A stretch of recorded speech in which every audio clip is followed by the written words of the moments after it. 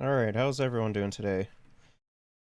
Uh, didn't stream yesterday because I was just really tired and sore, so I decided not to do anything. So so that's why I wasn't streaming yesterday. Um,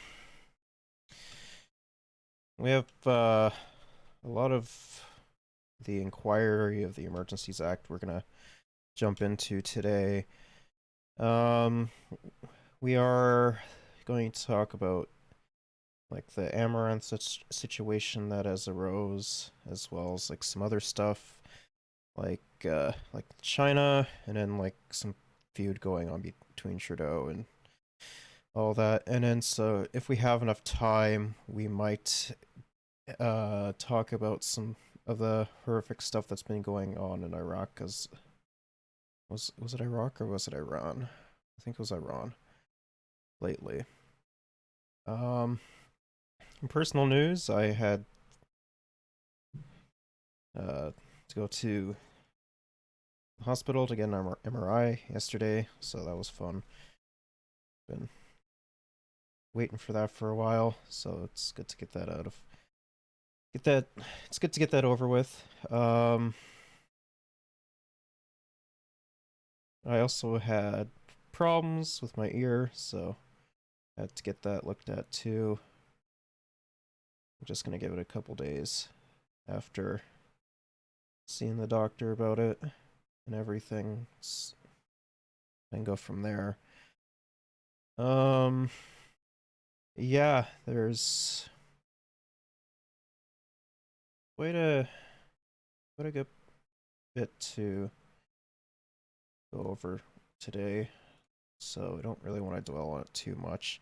Um, oh, and I finally got around to watching Cyberpunk Edge Runners. I love that show. That was a great show.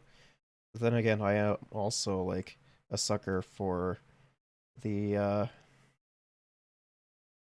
the hyper capitalist dystopia setting. So there's that.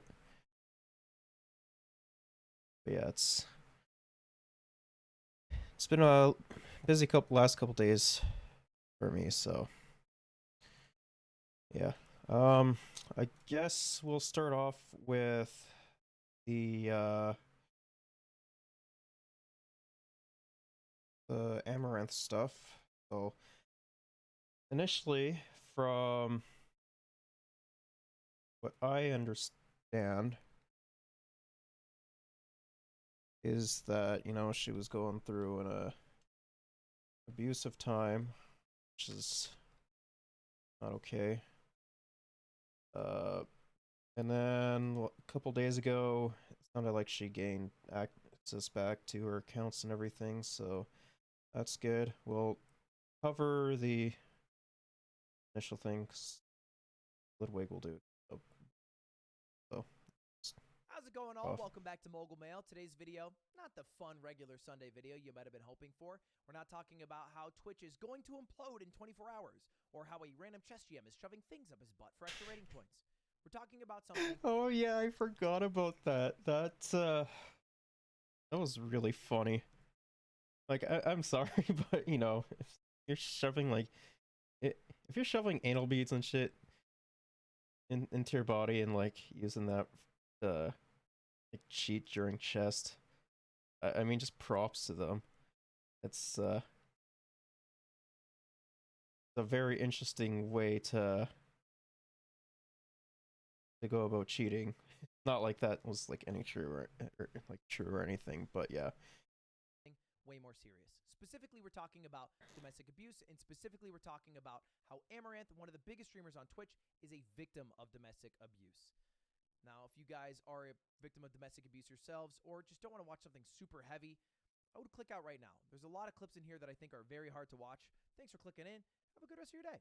And for everyone else, let me give you some context. Amaranth is someone who I've called one of the hardest working humans on all of Twitch for years now. And I don't say that based off just my feelings. I say Um the like the whole like sexual abuse thing, everything like that. Um is it just puts like the Vice video that they done on Amaranth in a whole different light now, like with the whole knowledge that we have of the that came out, which to be perfectly honest is completely fucked. Like that's not okay. That should not be happening to anyone. So, Say that based off the facts. All right, 3,919 hours she streamed the past year. That is more than 45% of the entire year, including when you're supposed to sleep and shit. It's more hours streamed than XQC. It's more hours streamed than Hassan and Aiden Ross. which is very fucking crazy because X and Hassan stream so fucking much. Like it's crazy. And like she was essentially like forced into doing all of that. So that's that's pretty fucked. And myself combined. I don't really add that many hours to it, but still, just goes to Uh, show how hard she works. And her hard work has definitely paid off. She has earned millions and millions of dollars. I believe she's the highest earning creator on all of OnlyFans. Unfortunately, this video is not to talk about how hard she works and how successful she is. We're here to talk about her because she had a stream last night where she revealed two important pieces of information. The first is that she has a husband, and the second, more importantly, is that her husband is wildly abusive. If it isn't clear by now, the point of this video is for me to show support to Amaranth, a victim of domestic abuse. And I'm hoping to show you why you should also support Amaranth as a victim. And there are a few. yeah, it like regardless of your stance on Amaranth, I do think that, you should be a little bit more, or you should be sympathetic to her, right? Because she is, a victim of abuse and everything, and it's it's not okay. The whole situation behind it is completely disgusting to me and should not be happening at all. Few people online who are taking the situation to shit on Ammo, and I think that's just fucking dumb, to be honest. And maybe you'll see that too. Anyway, let's jump to the first clip, which is where Ammo talks about her husband and how she's wanted to reveal that for a while. I've been wanting to tell people that, like, let's just stream together. Just tell them that we're fucking married. Because it's like, our relationship would be better if we just stream them. And it's fighting all the time. But no, mister, don't say that because it's going to ruin the business model. It's not time yet. Fuck yourself. And so there, Ammo says she's wanted to come out about it, but her husband said no. It would hurt the business. The business, I think, being OnlyFans, where there's a parasocial aspect. And like the crazy thing about it is like he was, from what I heard, he was controlling like all the fucking assets that she was bringing in, and like was threatening to take over all of like not like pay her for anything of it, as well as like completely deleting all of her accounts and shit like that. It's fucking disgusting. You can message a creator you're subscribed to or fond of, and they message you back.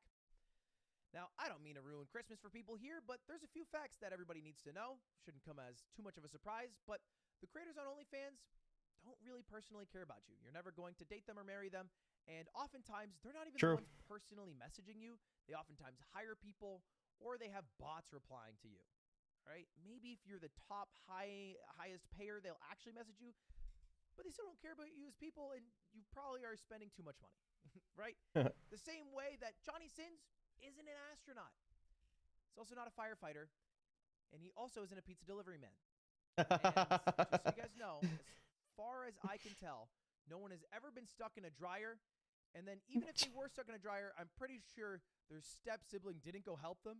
And even like that just does not fucking happen, man. Like no one gets fucking stuck in a dryer. Like that's just not a that just doesn't happen. if their step sibling went to go help them, I think you know where I'm going. It's fake. It's sex work. It is meant to exchange sex work in exchange for money. And that's about as far as it goes. I think Amaranth should be able to keep her private life to herself if she wants, but she's telling us she didn't want to. It was her husband's choice. And why did this all begin? Might be a question a lot of you are asking. Why did she go on stream to say all this? Well, she said her breaking point was some text messages she received. And I'm going to show you these texts right now. And they're pretty fucking bad. The left is her husband. The right is Amaranth. She filmed these all on her stream. And it's saying, next time when I say a plan, do it. Dumb fuck, do you understand? What plan are you talking about? Fuck you. Go outside. I'm calling you. And then he just sends a massive wall. And I believe she said her phone was off during all this, but you can see, last chance, I'm going to dump your luggage. I'm throwing your stupid merch off the balcony, proceeding to ditch your stuff. You don't need to make bro. over the clothes, deleting social media in 1 minute, buying options that expire and blasting the cash. I'm about to shut down the real work bank account too. Basically just threatening to just destroy everything she has worked to create. And deleting all of her money by buying options, which is the nerdiest and most insane psychopath thing I've ever heard. Like, who fucking does that? It's like saying you're gonna be dumping all your money into crypto. Like, it's psychotic, right? Then he also goes on to say, I'm going to start donating money to some bird foundation that he really likes. Donating 250K, 250K gone, 500K, 500K gone. And this is the message specifically that cracked Amaranth, that made her talk about all this on stream.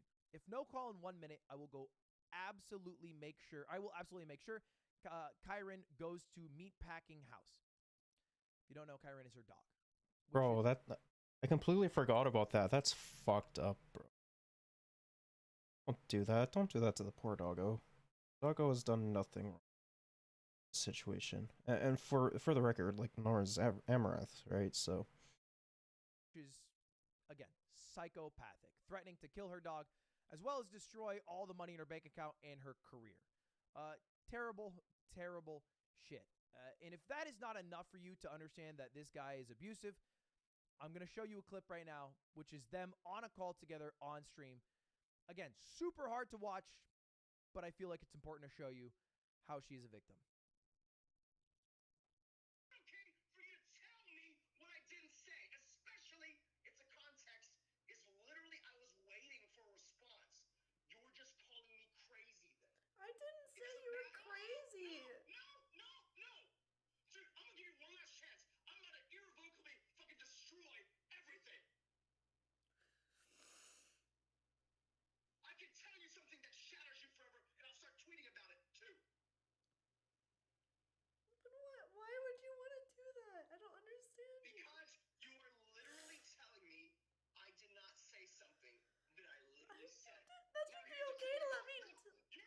bro.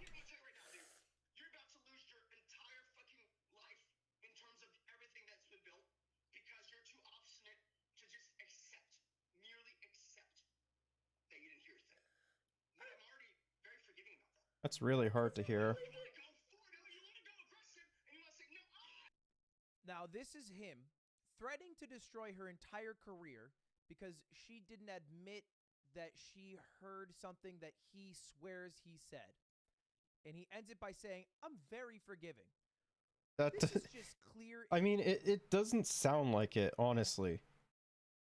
Like, it just sounds like he's, fucking trying to get her to do whatever the fuck he wants, and,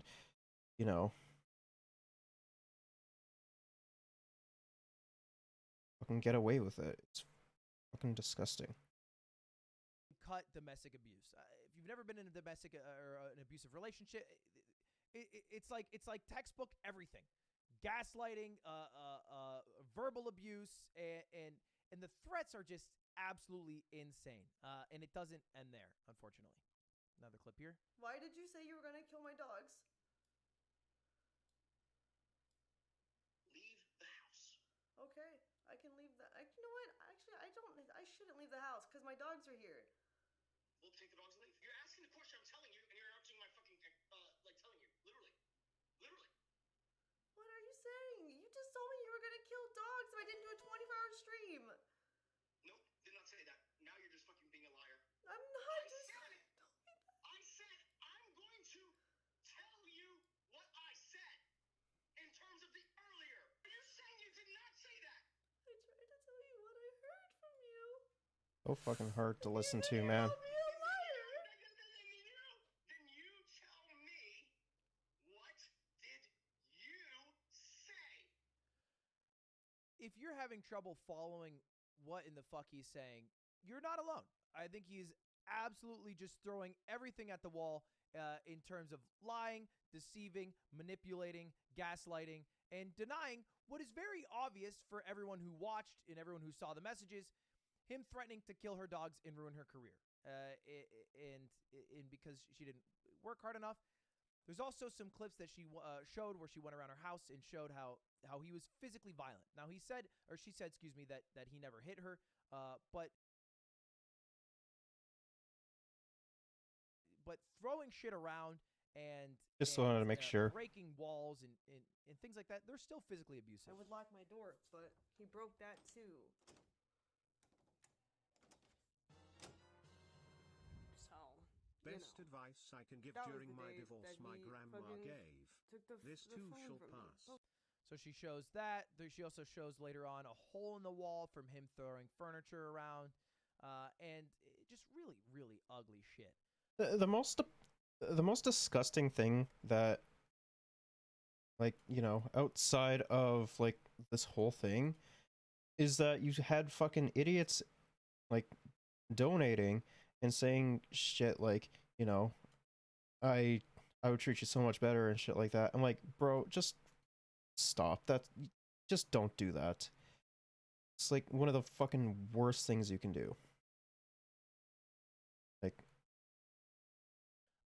And this was also backed by her content lead, Mars, who said, "Does it make sense why I had to stream on Kate's channel all Saturday at TwitchCon?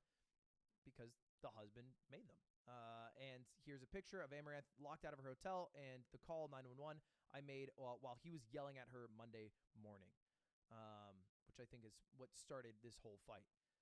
And this, by the way, if you are someone out there who's like, why did she talk about this publicly? Why did she not privately handle this and try to divorce him? This was his private, amicable way of trying to end their marriage. I mean, to be fair, like, you know, if he has like a fuck ton of control over everything and, you know, she's being fucking domestically abused, like, it, of course it makes sense why she wouldn't, right? Like, there's always that fear of more violence to come if if you know someone speaks out, which is why oftentimes there will be a lot of, like, when women come out and shit talk about their abuse and shit, people, you know, aren't willing or aren't willing to accept, you know, a lot of the fucking trauma that they go through. To him, an amicable split was me getting 1 million, him getting the rest, and then him also still getting 10% for not doing any of the work. That was an amicable, generous split to him. This is somebody with easily over $10 million in assets, and she gets $1 million for doing basically all the work, and then he gets all the rest and 10% for like the rest of her life. He just owns that for some reason. It makes no sense. Also, for the people who are saying she should have done it privately, isn't this exactly what you should do? Like, it shows all the evidence. Every time I think there's ever a point of domestic abuse or violence or sexual assault or anything, the first thing people say is, where's the proof? Where's the evidence? It's here. Yeah, and then when they do show the fucking evidence and shit, people tend to fucking victim blame as well. Being like, oh, well, it's your fault for getting into that relationship to begin with and everything. Like, there is, like, a way for abusers to manipulate their way into certain people's lives, whether it be by, like, the whole concept of love bombing and then, like, stripping it, like, slowly but surely stripping everything away from them. It's fucking disgusting. It was on the stream. It was in the phone call. It was in the text conversations. I feel like this could not be more valuable if you are someone who is trying to be on the side of Amaranth. And, like, another thing on top of that, it's like, you know, when they do like show everything and like that, those that tend to do that will get like fucking like I guess like shit on by like the entire fucking like collective internet being, and it makes other people who experience abuse to not want to fucking come forth and do so because they have the same fear that they're gonna receive the same kind of treatment. If you are trying to side with a victim. Now, there was a weird end to the stream that I feel like I have to talk about. Specifically, she was on a call with her assistant, and then at the very end, you can see this door in the back left start to open, and the stream cuts out. Why would you ask if I'm taking? That's it. There's nothing more to it. It cuts to the old Twitch can no longer access stream. Seems like maybe the internet was cut off. And so it got That's a lot of fucked. people worried about her. I did reach out to her assistant, who I know because we've worked with Amaranth in the past on like a few products, and she said that she is safe and okay. So I feel like that's just worth saying. I don't want to step out of line here and say things that I shouldn't say, but safe and okay is definitely important to tell people because I know a lot of people are concerned about her. And that's it. That's it. So what now?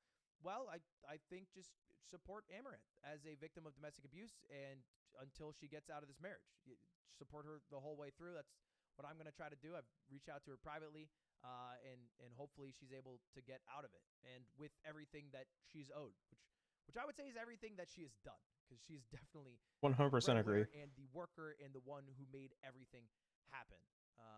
Anyway, boys, that's all I got. Thank you for watching. And yeah, and then on top of that, there was information that came out a couple days ago. I saw that she was live and everything. It sounded like she gained access to her accounts again, everything. So that's good. So let's just let's get into it. Welcome back to Mogul Mail. Before we jump into today's story, stop.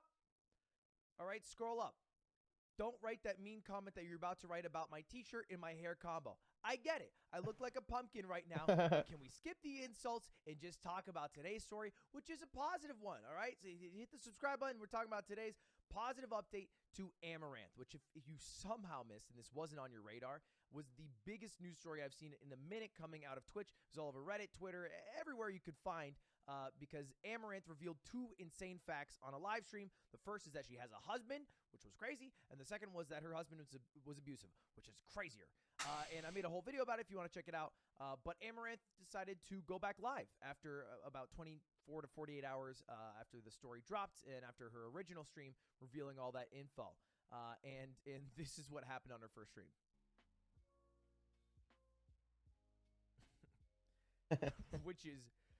which is in the starting soon screen. Jeez. She wrote, "Cops are here. Cops are here. Be back later," which is a terrifying thing to Yeah. read. Now, it wasn't anything crazy. It wasn't like a swatting. It was basically a wellness check because people were so worried about Amaranth. I believe there was like a dozen wellness checks called to her house to make sure she was all right, because she was in the house with her husband after everything went nuts. And presumably, even if the husband wasn't physically abusive towards Amaranth, he was physically abusive towards items in the household, and that usually... I mean, I would still be like incredibly terrified for her safety regarding that, right? is like the gateway drug. So people were concerned, did wellness checks. Turns out she's all right, and we know that because she did a stream the next day and said this. I think that when he heard himself on that call, it really sunk in how much of an asshole he is. It's like you never fucking realized, idiot. Anyways. So as of today, though, I have access to all of my accounts and finances again. He's not here. He's getting help. And I'm seeking legal and emotional counsel. She's getting help from a support group. He's hopefully out of the picture, and she has access to her accounts again. Because that was one of the main concerns and one of the biggest threats from the husband, is that he's going to tear down her empire, spend all of her money that she's earned through Twitch OnlyFans, and then make sure that she can never earn a dime again. But it looks like none of that actually happened, which is good because Yep. she should clearly have the money that she worked to earn. All positive things. She did double confirm that. Okay. But yeah, I have access to all my accounts. Again, all the two factors, everything, so. So hopefully zero grip from the husband on her life anymore and in the work that she has done and maybe will do in the future. And one of the things that was clearly apparent is how hard Amaranth has worked over the past few years, which has always seemed like weird, honestly, to me. You know, I had her on the Yard podcast and we talked about it, and I was mind blown. I was like, you make more than most people who stream, barring maybe people who have giant streaming contracts or have earned money from gambling. And Yep. yet you still grind as if you need every last dollar to survive. And her dream was always to open up an animal sanctuary, you know. And I always thought to myself, well, you have more than enough money to do that. Why not just open up the sanctuary now? You know, why not just try to save a bunch of horses now with presumably 8 figures in liquid assets and invested assets? And the answer, it turns out, is because in part she was coerced by her husband to stream more, work more, and do more. And this was confirmed when she talked about how she's been turning down events by other creators just to work harder. That's I feel fucked. like I have to turn down invites to shit camp and stuff now, or like the girls' trip, because it's not good. It's not good use of time. Could be home getting more conversions and money. Now, every streamer kind of goes through this. Like, I probably can't take a time off to do something I want to do because I need to be earning money. And Twitch, in any live streaming platform, makes it very apparent that when you are not working, you are losing, right? If you take a break, you go down in subscribers. I mean, in general, though, that tends to be like the common mindset for like a lot of uh industries in a capitalist organization of the economy. I do think that like uh those who create content, whether it be like YouTube or like streaming or something like that, do definitely have it worse in some aspects. So yeah, like it does happen in other industries as well, for sure. It's very in your face, as opposed to maybe most conventional jobs where time off is like expected at least some part of the year, and you don't see the ramifications of the time off so directly. It also does depend on the employer, though. That like there are a lot of shit employers on top of that.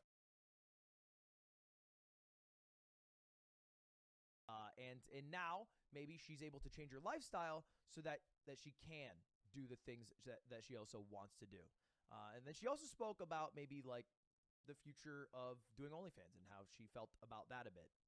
And I don't have to wear cleavage every day. That must be nice. Master has given Dobby a sock. Dobby is free. Little Harry Potter quote there, basically saying that she doesn't have to do it as much. I assume, I don't know, I haven't talked to Amos personally, that she might continue to do it just to earn money, because I mean she is the highest OnlyFans creator, highest earning OnlyFans creator. So it makes sense for her to do it, but the rate that she was doing it at is absurd. Yeah. And I definitely think it would make a lot of sense to take a bit of time off, which is also what Amaranth thought after doing a stream yesterday where she did a big 15-hour one looking at horses, going to dinner, then playing Overwatch 2. She tweeted out, taking a break, not sure when I'll be back, which well-deserved break. If someone streams 45% plus of their life, I'll say it. Yeah. They deserve a couple weeks. Yeah, hell, give them a month. Take a month off. If Amo took 6 months off, she'd still stream more hours than me, but she definitely deserves the time off. So anyway, positive. Yeah, no, for sure, she definitely deserves all the time off and the amount of time that she was putting in, for sure. So yeah, let's move on from that, and let's move on to the Emergencies Act inquiry and and more convoy shit. Just 3 days into the protest convoy, the mayor of Ottawa says it was clear the city would need help. It was lawlessness. People were having parties, they were open fires, they were throwing off fireworks. So began calls from city police to get more RCMP and Ontario provincial police forces on the ground, while Jim Watson says he grew frustrated at the province's response. I checked with our police officials. I said, how many OPP today? And they said 50 to 55. So the Solicitor General kept repeating that there were 1,500 police officers. You'd know if there were 1,500 OPP officers, you would see them.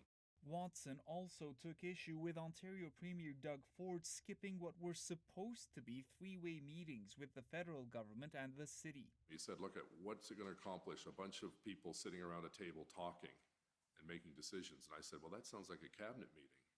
And he didn't like that. In summaries of calls Watson had with the Prime Minister, Justin Trudeau also pointed fingers at the province, saying Doug Ford has been hiding from his responsibility on it for political reasons, as you highlighted, and important we don't let them get away from that.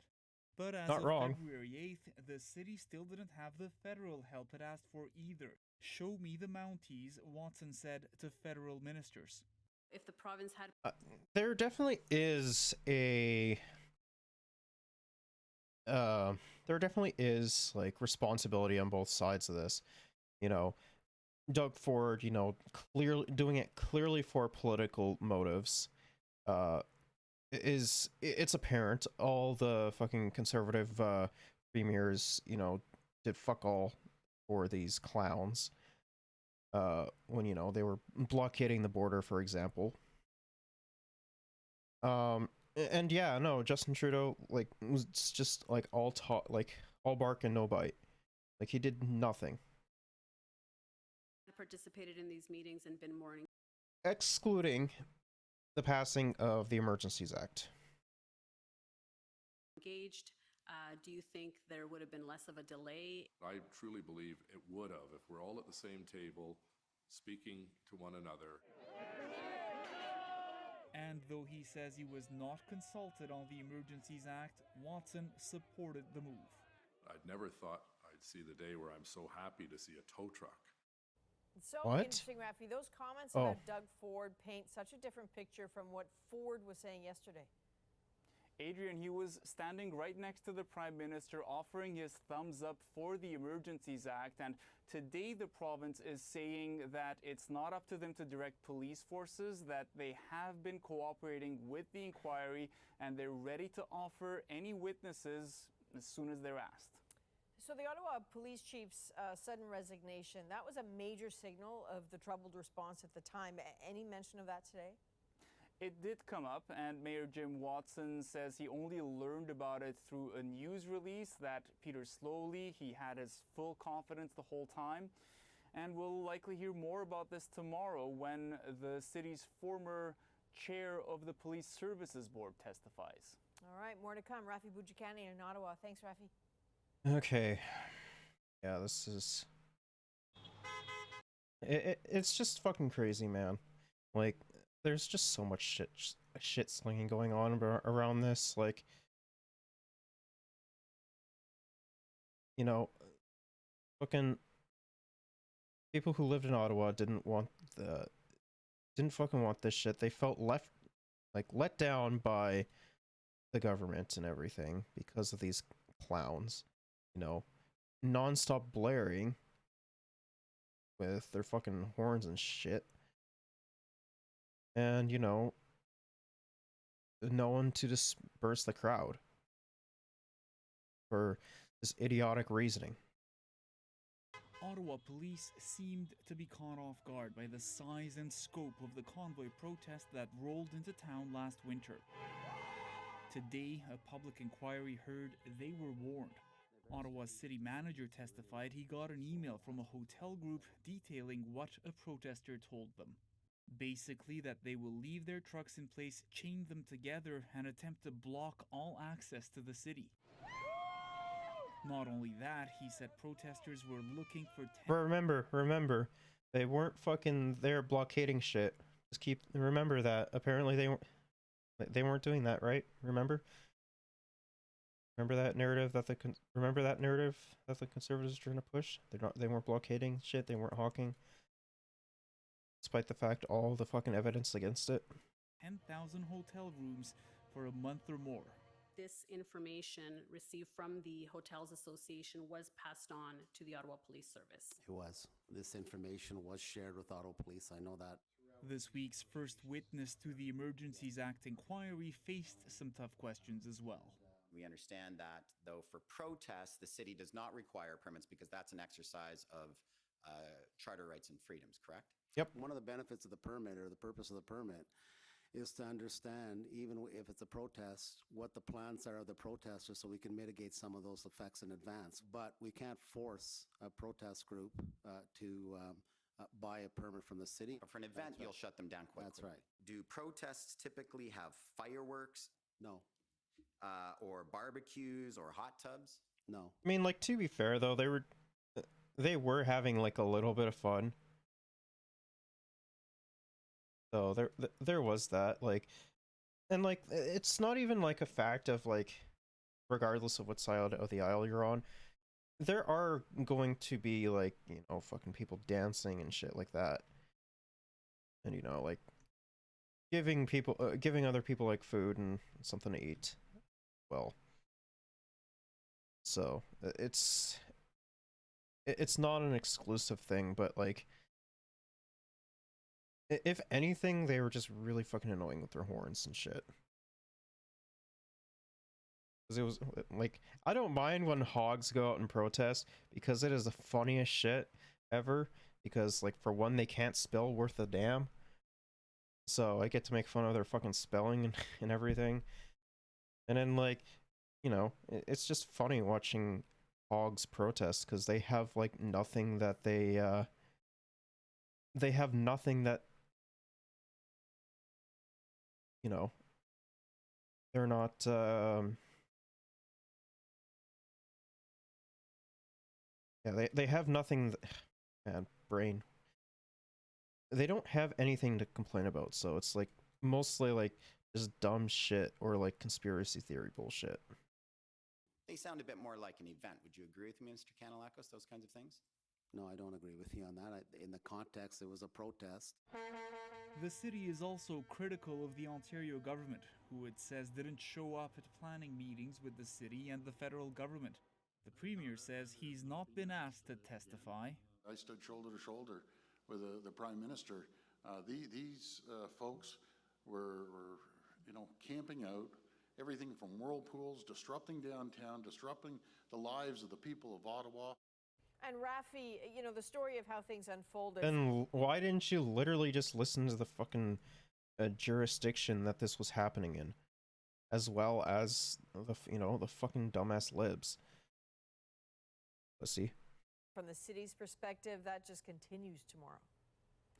That's right, Adrian. We're expecting to hear from Ottawa Mayor Jim Watson. Now, he says his testimony could take up to 6 hours, and there is a lot to ask him about. And there is like a fuck ton of the inquiry to go over.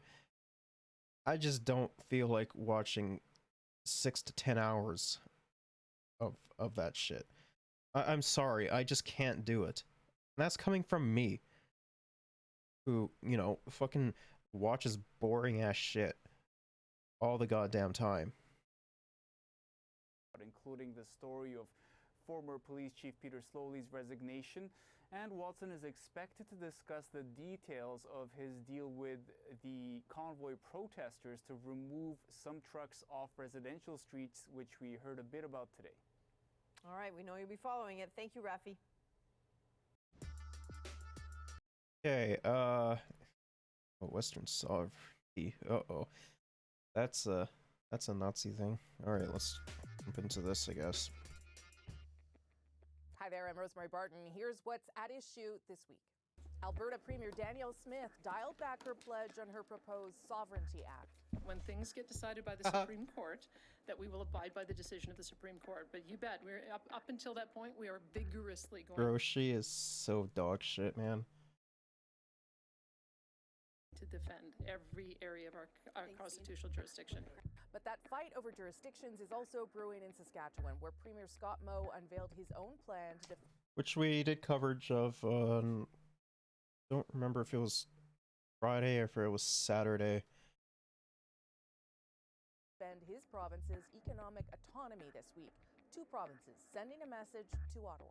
My focus is what it is all. The next player in like this whole sovereignty shit, I think, will be Manitoba. It just makes sense, like, politically, that Heather Stephenson would. Because, I mean, if you have Danielle Smith and the fucking clown that's running Saskatchewan, like, it just makes sense, because generally speaking, Saskatchewan, Alberta, and Manitoba tend to follow, like, the same, like, principles and shit. So I honestly would not be surprised if Stephenson decided to follow suit after Scott. Always been on working with premiers across the country to deliver the best results for Canadians in their priorities. So tonight we are asking, are we headed towards a constitutional fight? And what do these challenges to Ottawa mean for the federal government? So let's bring in that issue. I just do think, I do think that this whole thing is going to be like a giant shit show. Because, like, you have all this stuff, or you have all this shit that, you know, the provinces are saying, like, oh, well, we have, like, our own sovereignty and states' rights and bullshit like that. It's just silly, right? And then you also have, you know, the Supreme Court saying, no, you're not going to be doing that. So it's just going to be a shit show, because, let's be real, the dumbass prairie premiers are not going to back down unless, you know, there's like egregious shit that they actually do. Or if they may, or if like a threat is made by the federal government, which I don't really think that would happen, to be perfectly honest. Chantal Bear, Elamine Abdul Mahmoud, Althea Raj, and Andrew Coyne. Good to see everyone. Althea, I'm going to start with you this week. Certainly the new Premier of Alberta hasn't completely walked back from the Sovereignty Act. We'll also have to see what the legislation says. But she does seem to now say that she will kind of generally follow the guidance of the Supreme Court. How are you interpreting her approach to Ottawa in these first few days? I think it's a welcome step back. I'm sure some of her supporters are probably going to be disappointed. But I think up until those clarifying remarks, there was a real concern that... I mean, like, honestly, fuck her supporters. Like, she's drastically unpopular, and, like, the only people that she actually won over is, like, fucking white supremacists. Like,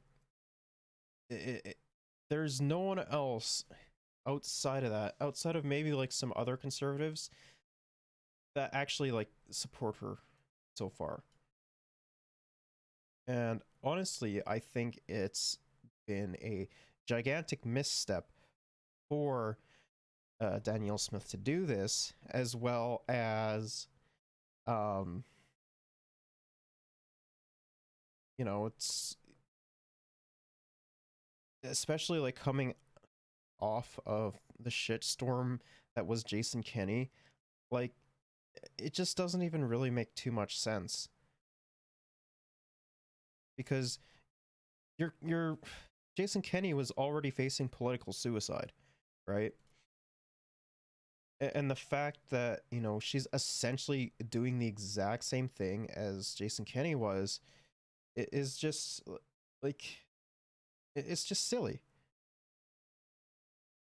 Danielle Smith was going to be disrespecting the rule of law and kind of the system upon which our federation is based. So I think that's a good sign. I think what we are seeing, to answer kind of the greater theme of the question, is maybe not so much a constitutional crisis, but kind of we're sleepwalking towards a federalism crisis. And it's not just Scott Moe and Daniel Smith in the Western provinces who, to be fair, we don't really know what they are going to bring forward. We don't know what the Sovereignty Act is going to look like. But also in Quebec with François Legault, the Premier of Quebec, who is really with Bill 21 and Bill 96, which we have talked a lot about on this program, are which are also fairly dog shit too. Like, it's pretty dog shit. Like, who fucking cares if someone wants to wear a hijab? Like, it's fucking stupid. If it's going to be such a big fucking problem, then you can ban other fucking Christian related forms of clothing as well, but they won't do that. Challenging norms that we have in this country about not using the notwithstanding clause preemptively, about unilaterally amending the Constitution, which is what Bill 96 does. And I think all of these things added together really paint a picture of federalism in crisis in this country. I can see Chantal wants in, so Chantal, then I'll come to the other two. Maybe because I live in a place where saber rattling is the background noise. I'm not sure that we are sleepwalking to a crisis. Yes, the use of the notwithstanding clause preemptively is new, and I, like others, I'm curious to see what the Supreme Court has to say about it and how much trouble it brings or doesn't bring to the Quebec government. But otherwise, I mean, in this province, if you called the bill the Sovereignty Act, the government would lose more than half of the support that. I mean, that's the thing though, right? Is like, let's say that Quebec does hypothetically do the exact same thing as Alberta is pushing for. Quebecers know that, you know, if it's addressed like that, it's drastically unpopular, and you know, the party or the premier would like be gone. I think what it essentially comes down to is like marketing and the way that they portray things. Like, sovereignty tends to be more popular, like as a term I should say, is more popular within Alberta comparatively to Quebec. That it needs. Mostly because of the connotations that come from them. So, and so far, these discussions have mostly amounted to grandstanding to win votes that get resolved in a very boring fashion. So, yeah, it's but it is interesting. But I do believe that it's part of what a federation is, that provinces kick the tires. Yeah. And I'll just remind people that the last time the provinces, many of them got together, was to challenge the carbon tax. And what happened as a result of that was the power of the federal government to actually oversee how we deal with climate. And climate change was reaffirmed by the Supreme Court. So, and I think in this instance of the whole situation that's going on right now with the alleged like Sovereignty Act that's being proposed by Daniel Smith and Scott Moe following suit with something similar, I honestly think it will probably be like another instance of that carbon tax whole thing. Because, you know, I imagine that I imagine the Supreme Court wouldn't really be too thrilled about that. As well as, you know, them literally trying to like pass shit in it that says you're not allowed to teach, you know, the, the things like, say, the horrific events that happened at residential schools, like acknowledging that that shit happened, or that there is like a difference in between, you know, the way that someone is perceived socially, or in some instances economically as well, in like despite of their race, their gender, you know, their sexual orientation, or even in some instances political leanings as well. Like it's just ridiculous. If you're going to pick a battle, you may lose the war if you don't pick the right one. When I talked to Danielle Smith over the weekend, one of the things she talked about, Andrew, was how Alberta didn't want to be the junior partner, which is maybe something she feels and Alberta feels, but it's not something I see reflected here in Ottawa, certainly. And it's not any reflection of reality. Everyone acknowledges that both the federal government and the provinces have jurisdictional responsibilities under the Constitution.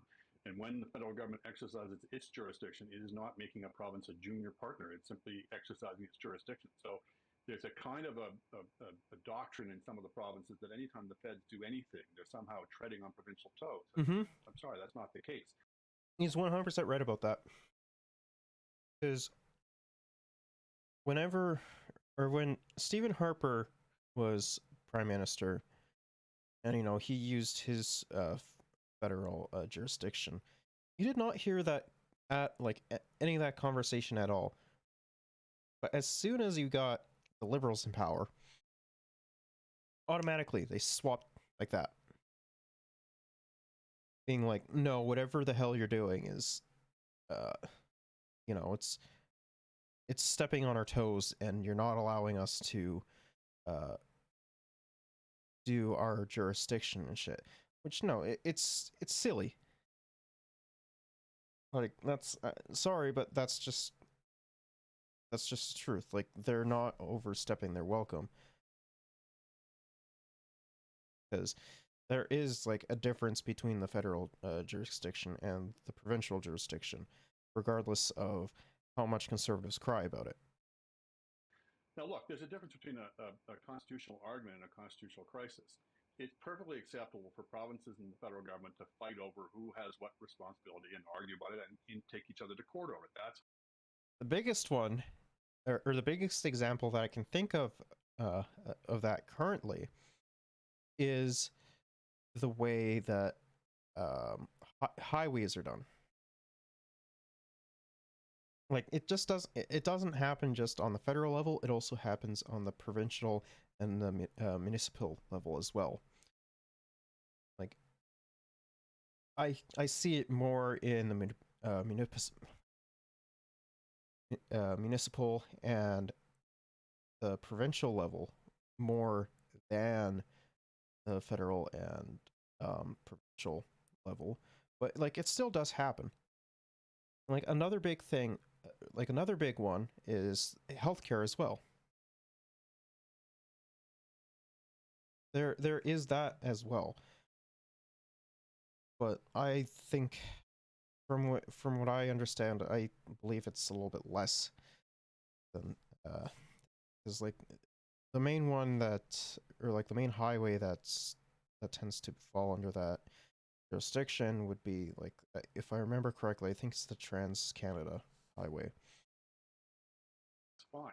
What's not acceptable is for provinces and provincial governments to announce that they're not going to obey the law, they're not going to be bound by court rulings, etc. And if you read the Free Alberta strategy, which is what the Alberta Sovereignty Act is based on, and remember, one of the authors of that strategy was Danielle Smith's campaign chair, it's quite explicit in saying we're not going to obey federal laws, we're not going to be bound by federal courts, we're going to replace federal judges with provincial. Honestly, just jail them. Honestly, jail. Like, if they do not want to follow the law in this regard and want to essentially do whatever the fuck they want, either, jail them or fucking, I don't know, send them to America. They just want to be Americans. despite the massive pushback that they got for proposing this. Like, the whole, like, Alberta Sovereignty Act shit is just silly. Provincially appointed judges, we're going to divert federal taxes into provincial coffers. And one of the authors... I mean, the main issue, though, is that they already divert, like, federal, like, funding and shit to, like, themselves and shit. They don't actually, spend it on what they're supposed to. I honestly do believe that we should be fucking investigating them if they're going to be breaking the fucking law and not following, shit that they're supposed to be doing. But, since they're premiers, they can essentially do whatever the fuck they want and not getting shit for it.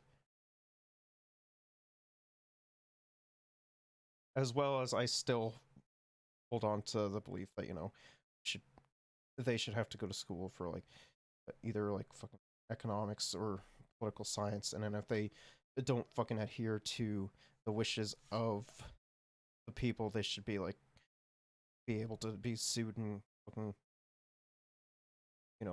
put in jail, depending on what they do. Was quite explicit in saying, yeah, the point of this is to bring on a constitutional crisis. Right. So we'll have to see whether, in fact, Danielle Smith is truly going to walk this back.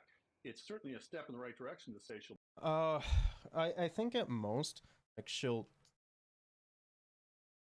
like step back, like walk it back to like a certain degree, and then she'll cry about it, being like, look at how fucking ridiculous this government is being.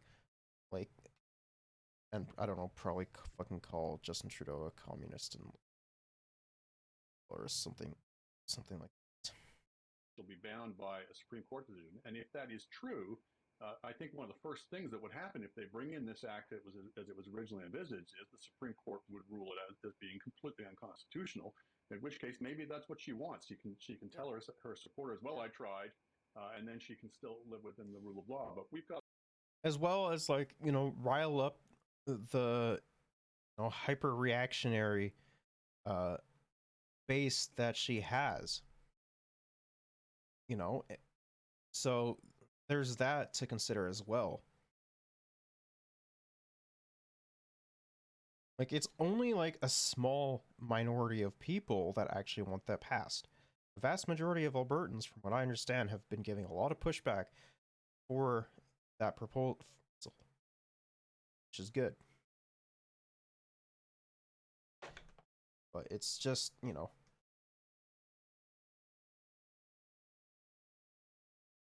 I guess time will tell. Like, it's either like she walks it back and then like complains about it, being like, the fucking federal government has too much power and shit like that, or she fucking challenges it in the Supreme Court, it fails, and she fucking says she tries, and her fucking reactionary base gets riled up by it. I imagine it's going to be one of the two things.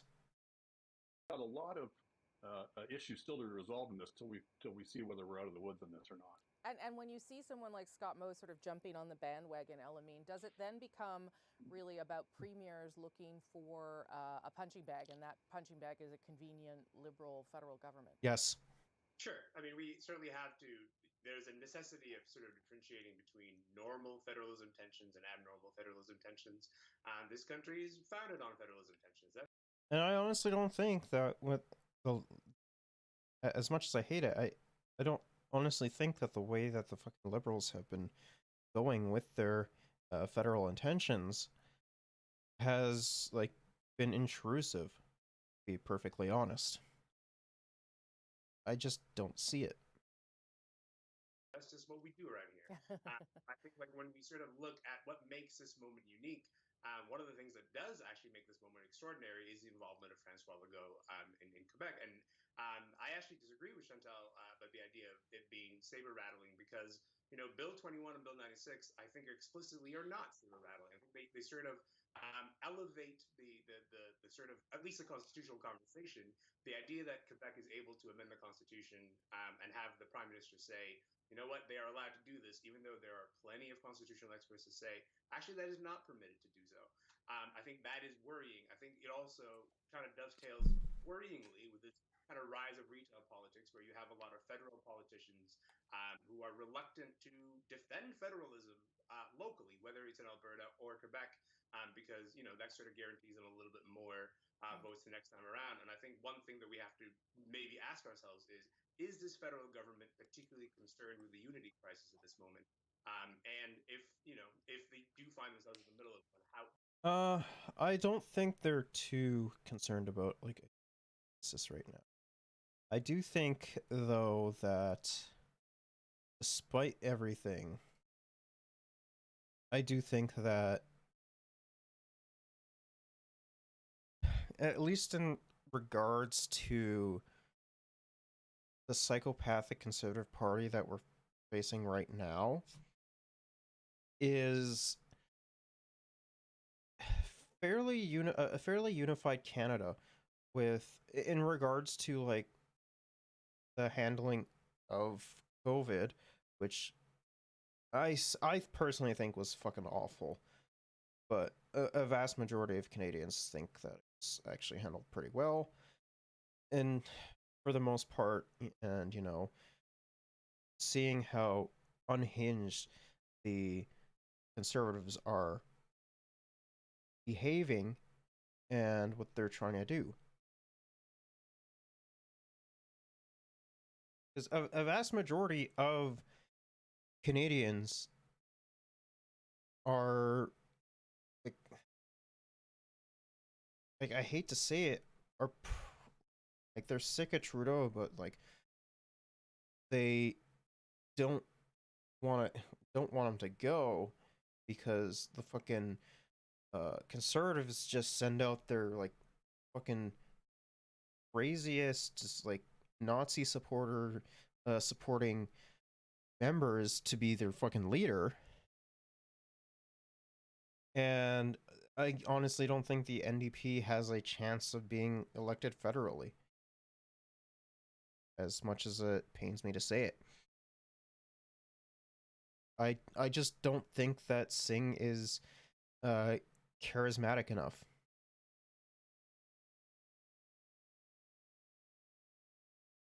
Will they be responding too late? And I think the answer is Okay, already.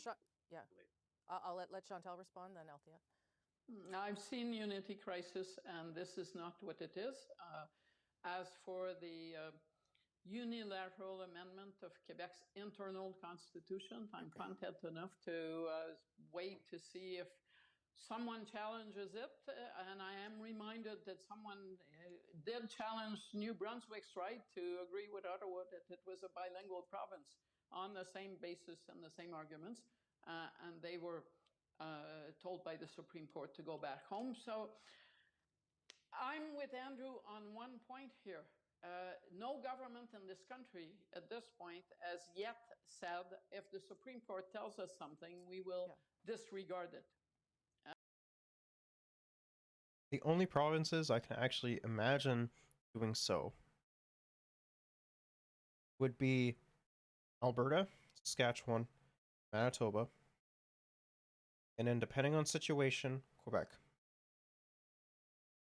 Those are the only ones that I could actually see doing so. Quebec less so for sure. I think Alberta would be the province that would most likely be willing to do so. It's very. It depends on circumstance for sure. Beyond that, we have seen those challenges before. Bill 21, Bill 96 are protected by a clause that is in the Constitution. You can like it, you can dislike it, you can question its use, but at the end of the day, so far, it's part of the constitutional process. Should the federal government be doing something more to Elamin's point, Althea? Because to date, the way the Prime Minister is responding to this is saying, we'll work with provinces, we're here to help Canadians about the things that they're worried about right now. Yeah, I think that's the core question. So far, the federal government has said a few things. On Bill 96, finally, the Justice Minister in the spring said if it came to the Supreme Court, the government would intervene. On Bill 96, the clause amending the part of the Constitution that deals with Quebec, the Prime Minister said he felt, despite the fact that most constitutional scholars outside of Quebec feel that that was not abiding by the Constitution whatsoever, that Parliament should have weighed in. Justin Trudeau said that was fine, which I think is an interesting precedent to set for any other provinces that want to amend part of the Constitution that deals with them. And with regards to the rule of law, the example that Andrew was giving about, Manitoba, Saskatchewan, and Alberta, all saying that they're not going to ask their police force to enforce part of the criminal code that deals with the buyback program or a federal law. Minister Mendocino just said, well, we, trust the police to follow the law. I think what we're seeing, frankly, is that the federal government has vacated the space, and the space has been filled with the forces of decentralization in Alberta, in Saskatchewan. During the equalization referendum in Alberta, there was no federal voice in that debate. The federal government has been basically absent in Quebec. It's starting to get little by little, but what we're seeing is the more you give to the provinces, the more they want. And at some point, I feel like the federal government needs to defend the idea of a federal government and the federation as a whole. And we have not really seen that from this government. Oh, okay. About this Can I just say equalization quickly? referendum. Quickly, Chantal, then Andrew, quickly. No, but it was a year ago. When did anything happen as a result of it? And the federal government doesn't give to the provinces, the Constitution does. Andrew? Can I just say that I agree with Althea on this particular point about the Constitution is not just about the text in it, but the norms and understandings around it, and particularly in this matter, the notwithstanding clause. The courts always talk about the Confederation bargain. What was the understanding at the time of Confederation? And there was a bargain struck in the 1982 process as well, which was that we'd have a Charter of Rights, but we'd have this notwithstanding clause that would be used extremely sparingly and rarely in basically crisis or emergency situations. It was not the understanding at the time, and people who were there at the time will tell you this, that it would be used routinely, preemptively, comprehensively to just basically exempt whole swaths of legislation from the reach of the Charter. And the more that this gets normalized, the more that we're basically eviscerating the Charter and eviscerating the understanding of the 1985 Okay, very quickly, Chantal, then Elamine, then I'm done. Second. Yeah. Yes. That is all true, except that Quebec wasn't in the room. That is also true. Elamine, last point, and then I'm going. No bearing on anything. Witnessing the norms around the notwithstanding clause kind of being shattered as we speak, right? Like it's been used, 5 times in the last just 4 years or so. That's a pretty extraordinary case, and I think it behooves us as a nation to talk about whether this was its intended use or whether we found ourselves in entirely new territory that actually does, in a meaningful way, threaten federalism. See how much we love talking about the Federation and the Constitution? That's what we do. We're Canadian.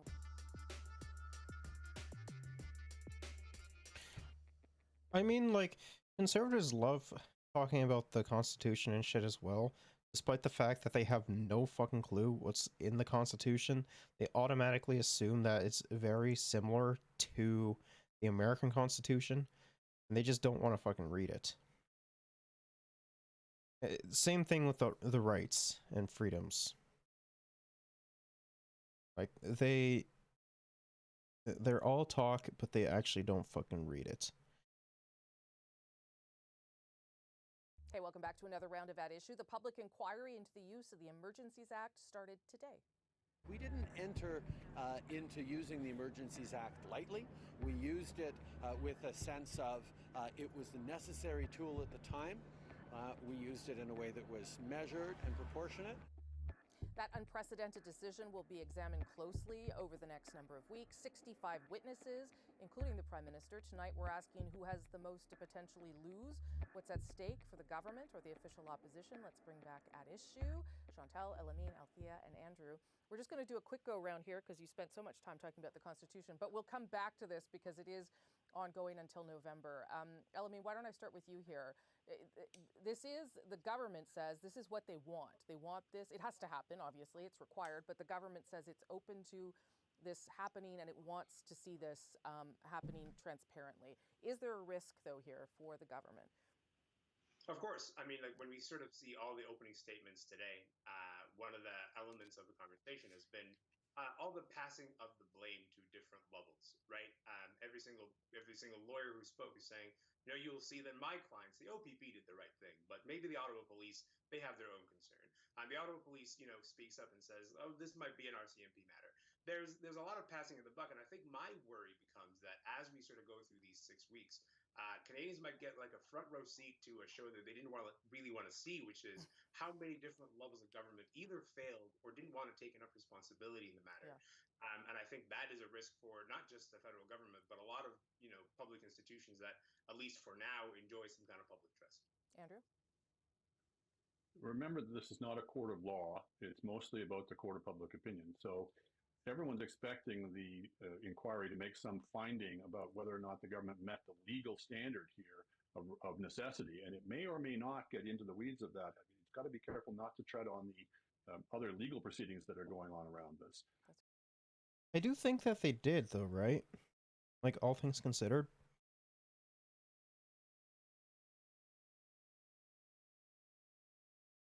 I could be mistaken on that, but I do believe that... I do believe it was. If I'm not mistaken. And what the public may judge is, if a lot of testimony comes out here that a lot of bad stuff was happening and some pretty bad guys were involved, and the Emergency Act made it go away, the public may be more affected by that than by the specific question of, well, did you meet the actual threshold of necessity? So I think there's risk on the government side that it can look like it came off half-cocked and didn't do its homework on this. But there's also risk for people who associate themselves too closely with the convoy, and I'm talking about the federal conservatives. It also depends on, how the inquiry goes as well. As well as like what's all brought up and everything. That's... I guess we'll wait and see what happens. Honestly, I don't really think too much is going to come out of it. I would be surprised if something does. But, I mean, we just don't know at this time. Althea? Yeah, I agree. I think it's too early to tell which way things are going to go, but there is the risk on both sides. Just today, we learned that the federal government is supposed to consult as per the letter of the law, and it seems like consulting with Alberta and Saskatchewan was really just calling them to let them know that they had made the decision to invoke the Emergencies Act. So that doesn't seem like it meets the threshold. So we in the media will be making those claims, but I don't really think that we know enough yet to judge what has happened. And I'm surprised that there are some people that you would think might be involved in the proceedings that are not, like Doug Ford or anybody political in the Ford government is not being called. That's interesting to me. Which, yeah, that's surprising to me as well. Like, you would definitely think that at the very least Doug Ford would be. It's definitely curious for sure. Well, there is a large number of federal cabinet ministers that will be testifying, so that's interesting. And I think we can also, what will also be interesting is compare and contrast what has come out of the House of Commons proceedings and the Joint Committee with the Senate about, who asked for this. That was the big question we were talking about in the spring. Will we have the answers that we were missing from that inquiry in this inquiry? Chantal. I'll go back to the court of public opinion that Andrew was talking about. Suppose worst case scenario, the judge says the legal standard wasn't met after having heard about all this. Yeah. Does Pierre Poilievre really want to spend a lot of time in the House of Commons reminding people that he brought donuts to the convoy? Yes. Unironically, he would. Because then he can side with the convoy even more. And, gain even more support amongst that base, being like, look, I did a good thing. I brought, like, I don't know, fucking 12 of you donuts. I honestly imagine that he will, but then again, he also has like a lot of fucking disdain for like the rules and shit as well, as he's demonstrated already. In the court of public opinion. So I think the risks are at best even and possibly tilted towards the conservatives on this one. At very least, it may include recommendations at the end that make it different or improve it if it ever has to be used again. But who knows if that'll ever happen. Okay, thank you all. That was a very good conversation on both topics. We'll revisit this one. I appreciate it.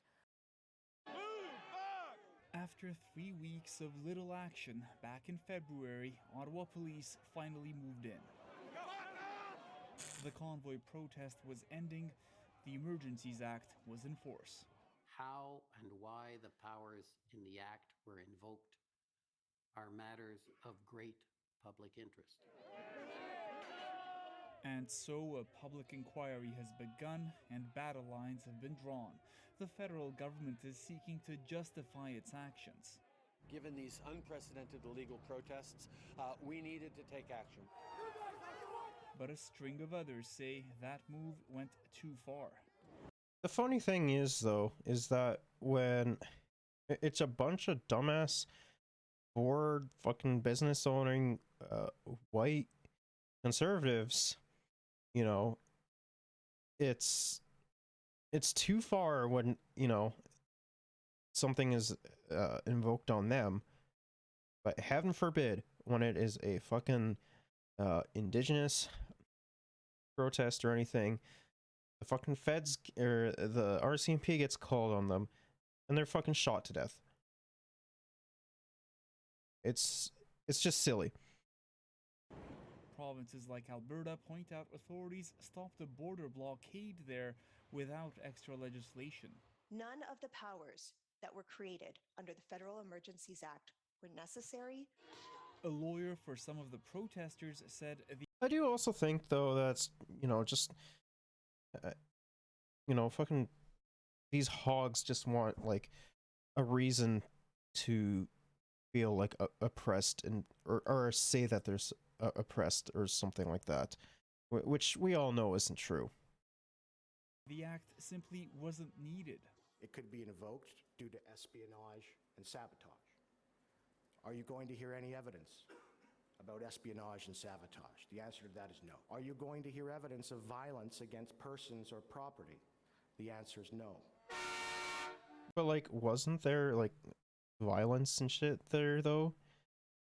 Like, if I remember correctly, I think there was, right? Downtown residents and business owners have a list of grievances. The impact on Ottawa for those 3 weeks of harassment, street blockages, ear-splitting air and train horns, and general lawlessness was unprecedented. The police response will also be front and center.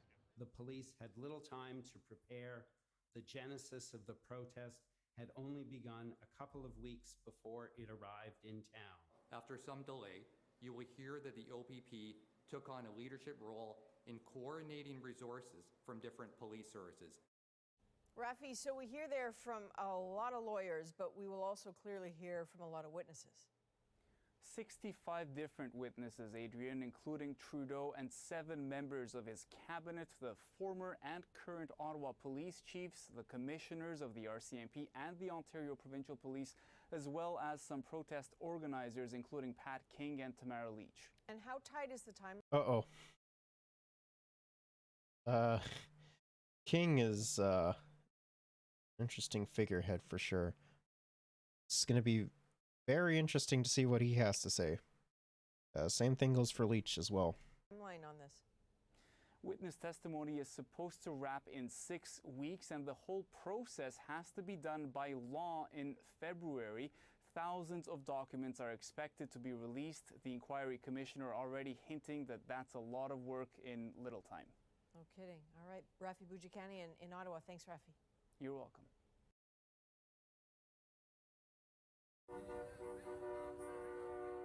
protesters occupied downtown Ottawa for about 3 weeks, but residents say the impact lingers.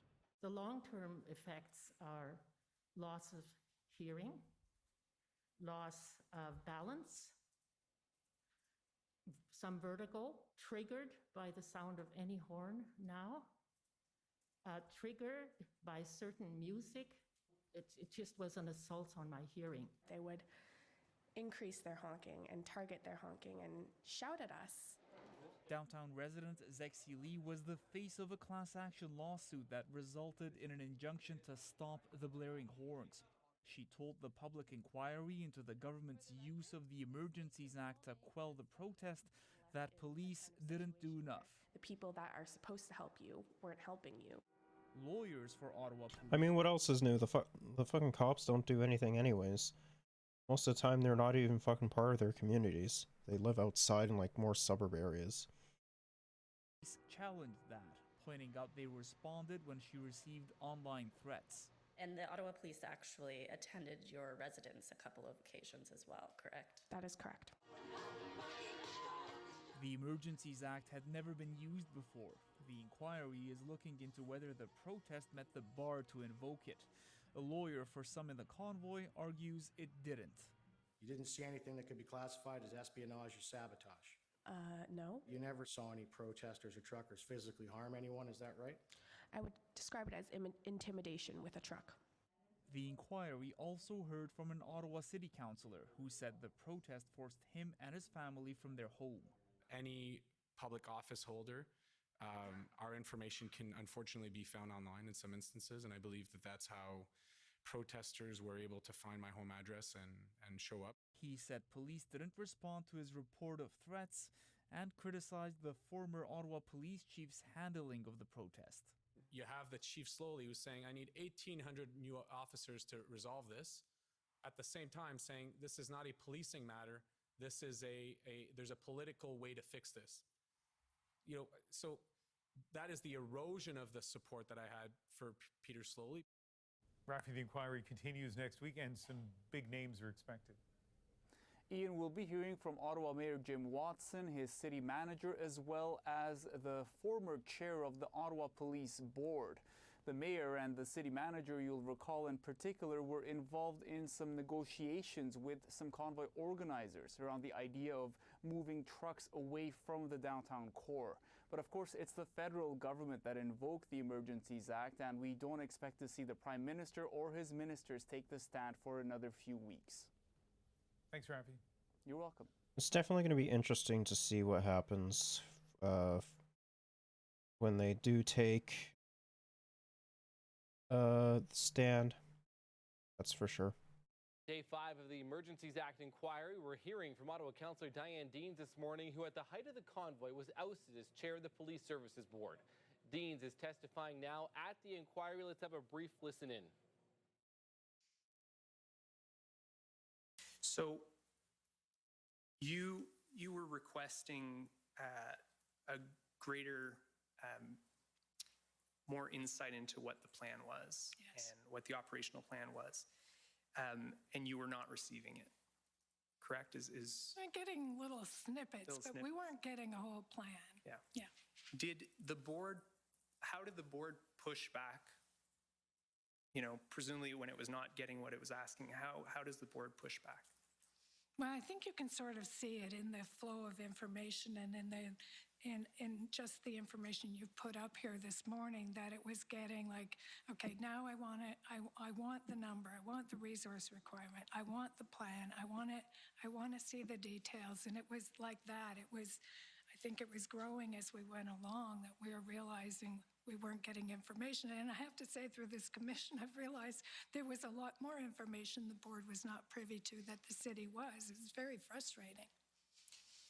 Okay, that's Diane Deans right now, who is testifying at the Emergency Act inquiry about what she experienced during the convoy. This is the middle of her testimony. CTV's Katie Griffin has been watching over the course of the morning and joins us now live with more. Katie? Well, Matt, Diane Dean says she spoke to then Police Chief Peter Slowly every day, sometimes multiple times a day, and quickly felt that this protest was not going to be like anything the city had seen before. She says this one felt different, but that Slowly said protesters and trucks would come and go. However, on the same day as a board meeting ahead of the first weekend of the convoy, the OPP sent out a situational awareness bulletin warning that organizers intended to stay on Parliament Hill until mandates were repealed. They were going to do disruptions and had no date to leave. Dean says she wasn't aware of that document or the warnings included in it, but that it would have been important information to have. Here's more of one conversation Dean says she said that she had with Slowly. The more I was watching this, the more concerned I was getting. And he said to me, "What are you so worried about?" And I told him just what I told you, the number of trucks, the size of those trucks, the amount of money that they have. And he said that he would be surprised if they were still here on Monday. And we know now that they did not leave on that Monday, digging in for weeks with growing numbers. And expect to hear later today about former Chief Slowly's resignation and Dean's herself being ousted from her role as chair of the Police Services Board after she led efforts to hire a new interim police chief without consultation or competition at the height of the occupation, Matt. Okay, CTV's Katie Griffin live for us today. Thanks, Katie. And Well, an Ottawa City Councillor who was fired as the chair of the Ottawa Police Services Board is expected to testify today at the inquiry into the use of the Emergencies Act. Yesterday, Ottawa's outgoing mayor says he was frustrated with both the provincial and federal governments over inaction against the so-called Freedom Convoy that took over his city last winter. Jim Watson told the committee Ottawa police weren't equipped to deal with the scale of the demonstration. He also says neither the province nor the feds were supplying the number of officers to help that they said they were. Watson was asked about a call he had with Prime Minister Justin Trudeau in the midst of the protests, where he shared his frustrations about Premier Doug Ford. And then you say, if they keep dragging their feet, I'm happy to call them out on it. It'd be nice if we have something firmed up with the federal government to shame them. Ford didn't even make an effort to come and see what's going on. So it's clear you're sharing here the Prime Minister's frustration about the province's lack of attendance at these meetings and general lack of involvement in the solution finding. Yeah. Well, I'm sharing my frustration because I was, on the front line trying to explain to the public. I do think that it's just kind of ridiculous. The whole, I imagine Doug Ford was trying to blockade some stuff from, actually fucking happening shit. Even if, what the federal government is saying is true, I wouldn't be surprised if that was the case. But time will tell. Why it was taking so long to get so many resources into Ottawa. During the phone call, Trudeau replied to Watson that, quote, Ford has been hiding from his responsibility on it for political reasons, as you highlighted, and important that we don't let them get away from that, and we intend to support you on that. I mean, what else is new, though?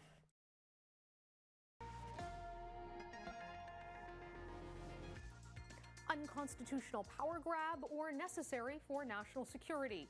The inquiry into the Trudeau government's invocation of the Emergencies Act kicks off, and the West warns Putin against going nuclear. I'm Mercedes Stevenson. Welcome to the West Block. Justin Trudeau is defending his government's unprecedented use of the Emergencies Act to clear the convoy protesters in Ottawa and at the border. Did he overstep his bounds or do what had to be done? The issue has been a political lightning rod. Now the inquiry will look at the facts. Russian missile strikes. Before we get into that, let's go over the highlights of the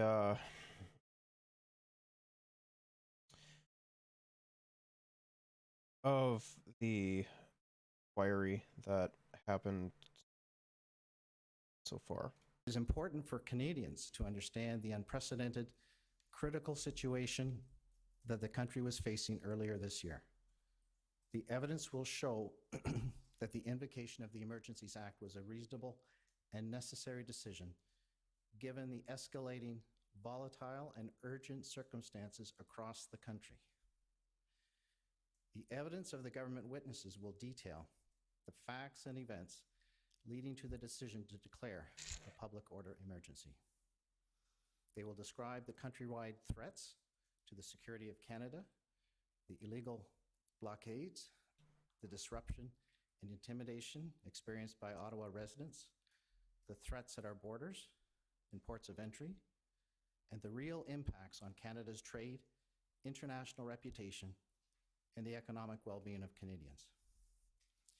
The government witnesses will outline the deliberate, step-by-step process in which careful consideration was given to all the available options, which led to the declaration of a public order emergency as a matter of last resort. It is our view that there was no justification whatsoever to invoke the Emergencies Act.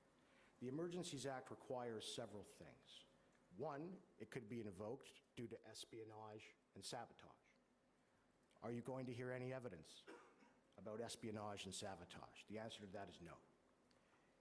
Two, it could be invoked on the basis of clandestine or deceptive foreign influence, or foreign influence that involves a threat to a person. Are you going to hear evidence about that? The answer to that is no. It also could be invoked on the basis of threats or use of acts of serious violence against persons or property. Are you going to hear evidence of violence against persons or property? The answer is no. But like, I believe that there was though, so they can easily bring up like there were threats of violence or property damage. I don't really think that there was threats of property damage, but there was fucking threats of violence for sure.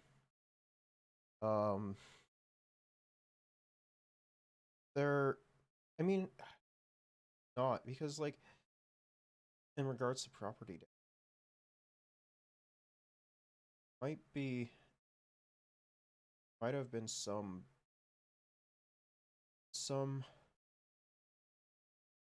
and as well as like causing like the money as well as the residents as well. So I guess we'll just have to wait and see. Lastly, it can also be invoked if there is a group or persons trying to destroy or overthrow by violence the system of government of Canada. Bro, I don't think the fucking hogs that were fucking capable of doing so. Like, bro, they could hardly even spell. So I don't even think that they'd be able to, or be smart enough to do that. But all joking aside, though, like, they actually could possibly make that claim. But I'm not too sure if they will or not. Are you going to hear evidence about individuals trying to do that? The answer is no. Saskatchewan's position is that the federal government had already determined that a nationwide emergency would be declared before the First Minister's call on February 14th. The call was not so much about consulting as it was about telling.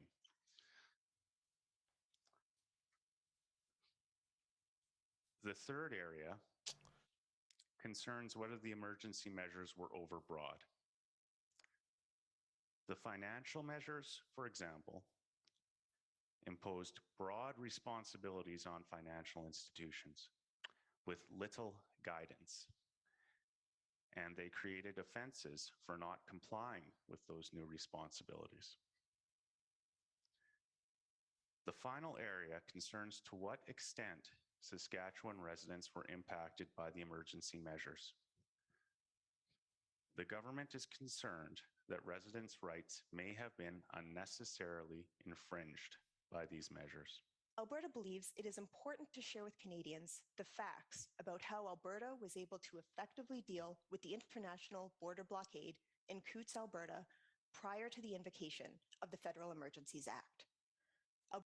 Well, they weren't. They literally didn't. Like, even if that was true, that's only one instance of one blockade. Compared to probably the dozens that were there. Because, you know, there were fucking blockades from Alberta all the way to, like, Ontario. So, and then, like, maybe some in, like, other provinces as well. Let's see. Alberta's evidence will show that the existing law enforcement tools that were already in place were completely sufficient, and they were successfully used to peacefully restore the flow of traffic at the Coots border crossing and to disperse the protest to a legal protest site. Yeah, but this is like one one-off small town that, you know, are probably like fucking buddy with the cops. Okay, let's just move out of here. Comparatively to, you know, the shit that went down like in and outside of Ottawa. It's a little bit of a different circumstance in that situation. Because that's where all the fucking freedom clowns were. None of the powers that were created under the Federal Emergencies Act were necessary, nor were any of them used in Alberta to resolve the Coots blockade. The first convoy participants arrived in Ottawa, not far at all actually from where we sit today, on January 28th, and they remained in our city for approximately 3 weeks. I expect you will hear from witnesses about the significant impacts on the city's residents and businesses. And you will also hear about the city's efforts to support the police-led response to the convoy and to mitigate impacts on city services. The impact on Ottawa for those 3 weeks of harassment, street blockages, ear-splitting air and train horns, and general lawlessness was unprecedented. Many people in Ottawa felt like they were prisoners in their own home. And they felt abandoned and they felt unsafe by the police and by all levels of government. The Ottawa Coalition is not going to take a position we don't anticipate on the emergency. And like, I do agree. I do think that people that were in the residents of, or that have residents within the area that hogs were in, like, I do believe that the fucking, like, city government, the municipal government, provincial government, and the federal government all let them down in that regard. 100%. Because they were there for 3 weeks, they did not send anyone in to fucking help at all. And like, little piglets that were there sent, like, they didn't do fuck all. But we'll just have to wait and see. Emergencies Act, but make no mistake, it was a crisis in downtown Ottawa. There was disorder, there was chaos, there were propane tanks, there were gasoline jerry cans everywhere, there were fireworks going off at all hours of the night, pinging off buildings, pinging off windows.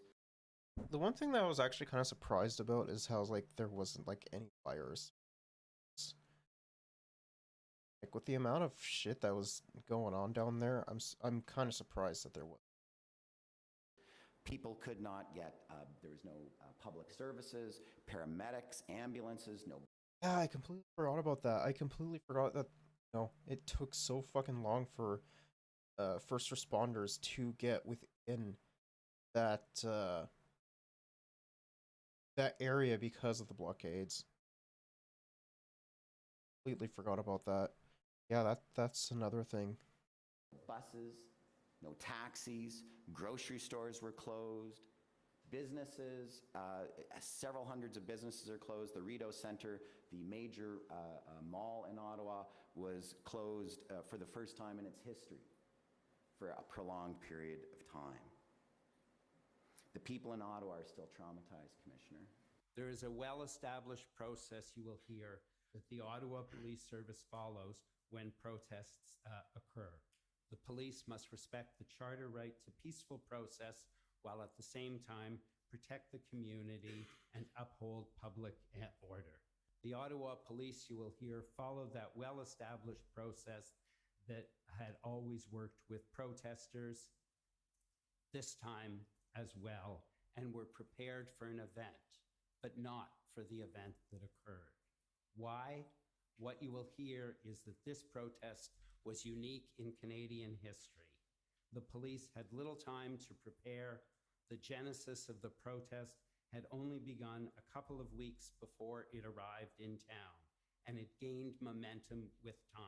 What none of the intelligence predicted in the very brief period of time prior to the convoy's arrival was the level of community violence and social trauma that was inflicted upon the city and its residents. The City of Ottawa was ground zero for the protests that occurred in February 2022, and Chief Slowly will assist you in understanding the challenges faced by the Ottawa Police Service in addressing the evolving illegal occupation.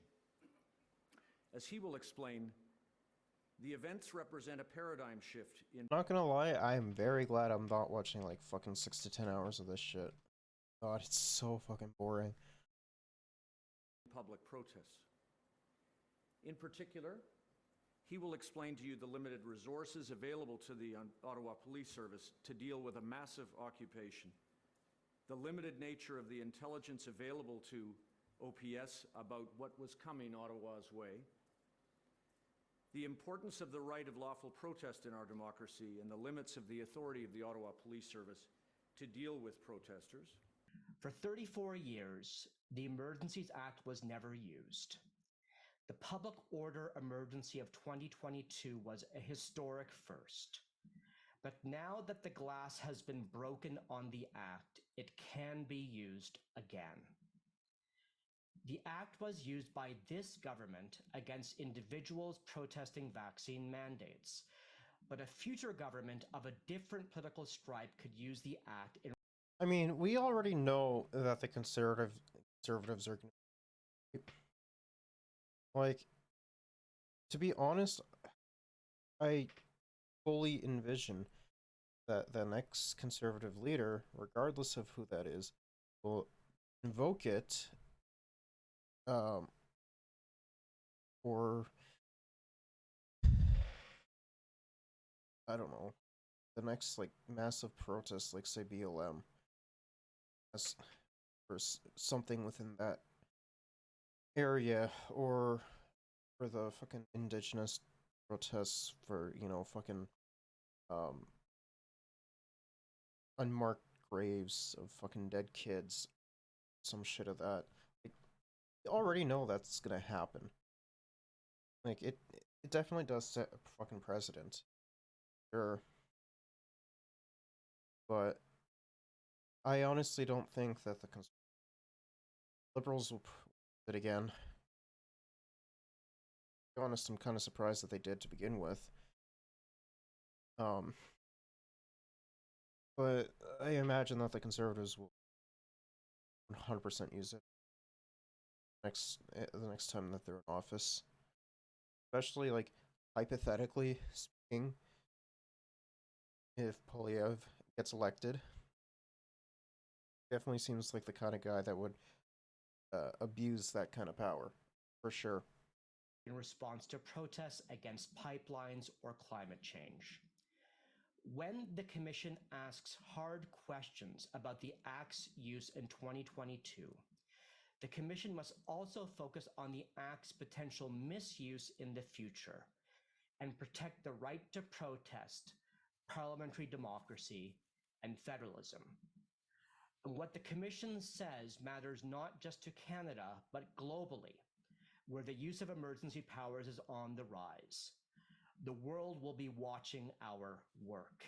There are many issues that the Commission will be examining which are central to CCLA's work, including the lawful scope of the right to protest, the role of police in facilitating protests while protecting public safety, the relationship between policing authorities, civilian oversight bodies, and government actors, and the surveillance of those involved in dissenting social movements.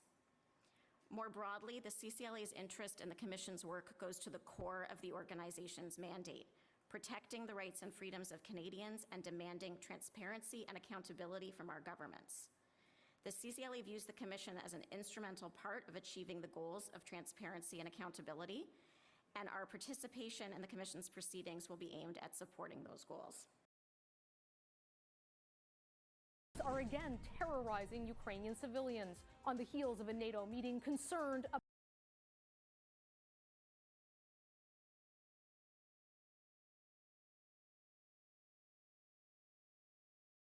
about a potential nuclear strike. Ukraine prepares for a winter of war. What is the West doing to stop it? I'll ask former U.S. Ambassador to NATO, Kurt Volker. The payload.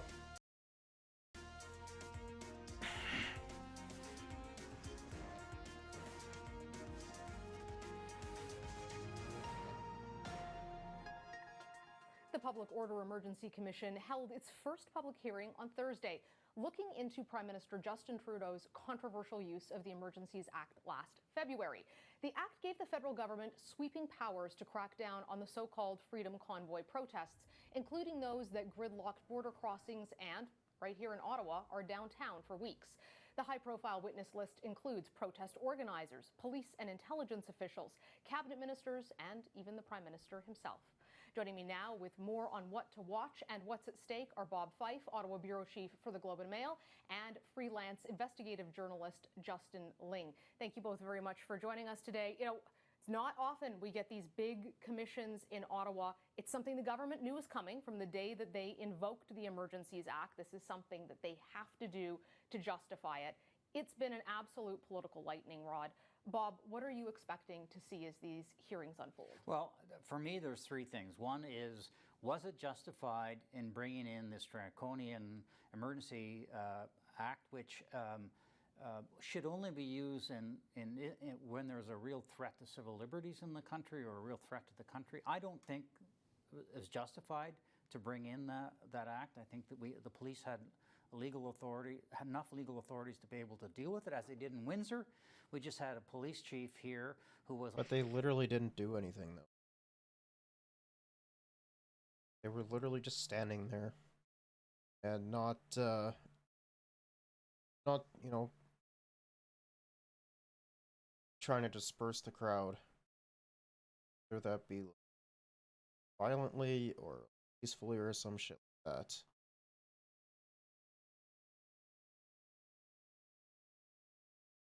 Who was incompetent and didn't enforce the law. Second of all, I want to learn on what kind of foreign interference and where the money came for some of the organizers of this. It came from America. That's where it came from. We already know this. Like, all their funding came from America. I think that is, or a vast majority to me, of it, probably very significant, because we have to understand the rise of the right and how they raise money and how they can have a real impact in terms of upsetting the apple cart and future civil disobedience. And thirdly, I want to know about the role of how the Conservative opposition, the Law and Order Party, threw in their lot, a lot of these MPs threw in their lot with people who were breaking the law. Including the current leader. Including the current leader, who was out there egging these people on. And I think there are implications for that. So those are the three things that I'm looking at. Justin, what are you going to be looking for? You know, putting aside all of the acrimony, all the politics of this, just for a second, I'm actually looking forward to the final report that comes out of this, because Bob is, of course, right. You know, this is an extraordinary piece of legislation, but it was also a piece of legislation that was drawn up, at least to some degree, with civil liberties in mind. It was a bill that was drawn up to reject the sweeping powers of the War Measures Act, right? So we actually desperately need a roadmap for how and when and why this act should be invoked, and I'm hoping the report at the end of this gives us that roadmap, right? Because I actually tend to think... I do think, regardless of what the outcome is, I think that when the Conservative Party gets elected again, I do think that they're going to abusing it for sure. Because like if they say that it was justified, then what's stop them from uh, doing this to other forms of protests that are a lot more peaceful and respective to or respect the communities that are in the areas that they're protesting, well as not justified, then it's it's definitely going to be very hard for them to, or it's going to be hard for like liberal state power. It's going to be hard for them to justify using it for something more violent. It's it's definitely going to be interesting to see how this plays out, for sure. That invoking the act was a necessary move. I, however, think the way the government did it, the orders they wrote up, were far too broad and were, in fact, a threat to civil liberties. So there's a lot of nuance, there's a lot of space here to figure out exactly what we should do next time, what we shouldn't do. Now, when it comes to the sort of nitty gritty of what actually happened in Ottawa over those 3 and some weeks, I still think there's a lot of things to learn here. I tend to think, some of that money did get dispersed. I am curious to know where it went. We know a lot of it ended up never making it to the hands of Oh these yeah, let's go, protesters, but a lot Brando. of cash did. I'm curious to learn what we can find there. I'm curious to know exactly how the Ottawa police came to the conclusion that this would be just a one weekend protest, given that intelligence briefings I've seen told the Ottawa Police Service there's a real risk that these protesters are going to stay indefinitely. Bob, you've been covering Ottawa for a long time. You've seen other commissions. Cabinet confidence has only been waived, like literally we can count it on one hand the number of times. The government has done that. Does that mean our Canadians, you, me, Justin, our viewers are going to be able to see these documents? Are they going to be completely redacted? What are we expecting in terms of the level of public transparency of this commission? Well, we're not going to get public transparency in terms of cabinet documents. Cabinet confidence has been waived so the judge can look at the... If anything, I imagine at best it would be redacted. I don't fully the cabinet stuff. Various documents that led to the government to have its decision to invoke the emergency measures, the Emergencies Act. But so we have to rely on Justice Rouleau to tell us whether the information he saw from cabinet justified it. So, and the other thing I think that we've all witnessed when we were watching what unfolded last February was the inability of the Ottawa police to deal with this was undermining everybody's confidence in the police. The citizens of the city were beginning to take action into their own hands because the police weren't doing anything. You and I watched the guys bringing stuff up, and the cops were just watching them, or they were having a chat with them, or they're... Yeah, like I said, regardless of where you go, the cops are also fucking hogs too. Like, the cops, of course, supported it. Like, silly to say that they didn't. Like, they were just literally standing there, not doing anything.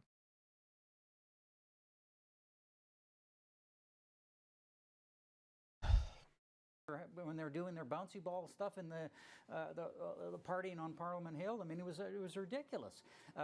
It was only when... They were just having a little bit of fun, though. I can't necessarily blame them for having a little bit of fun, but like the shit like the honking and stuff, that's I think that's a little far.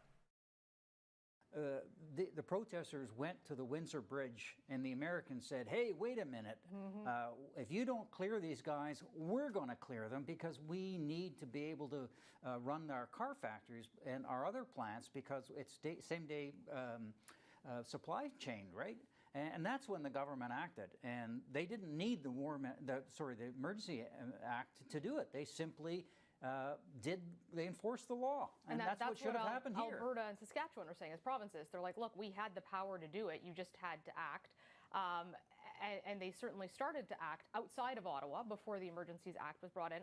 Justin, you did a lot of investigative reporting on the actual national security situation, and this has been a source of huge controversy. I live in Ottawa. I'm from Calgary. Often when I go home, people say this was a peaceful protest. There was not a national security threat. That's a political characterization.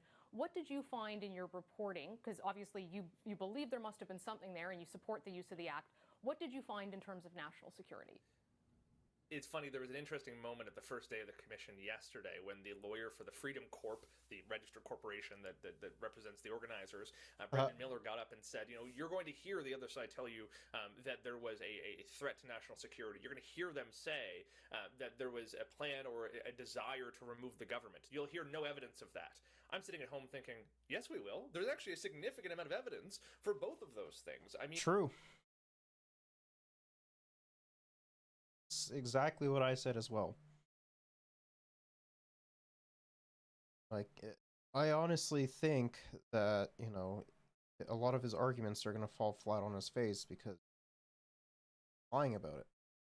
I mean, let's look at that Coutts, Alberta border crossing. I mean, it was a very thorny situation because, according to the RCMP and charges filed in court now, a number, but more than a half dozen of those individuals had a cache of weapons and a plan to kill RCMP officers. The leader of that movement, which was the Diagolon movement, Jeremy McKenzie, was sitting in a farmhouse somewhere outside. Bro, okay, yeah, okay.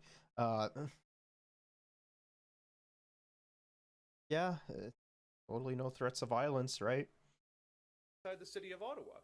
CSIS genuinely believed that the likelihood of an organized attack was quite low, but the possibility of a lone wolf attack or of someone just sort of losing their mind or committing an act of violence was present. They also believed that the likelihood of radical groups or extremist organizations recruiting in the ranks of this convoy was quite likely. I mean, I imagine fucking Proud Boys or shit like that. I imagine that they were fucking doing some recruiting during the convoy. I would not be surprised if they were, because we already know that there were fucking Nazis at the convoy. This was a threat that we've never really seen before.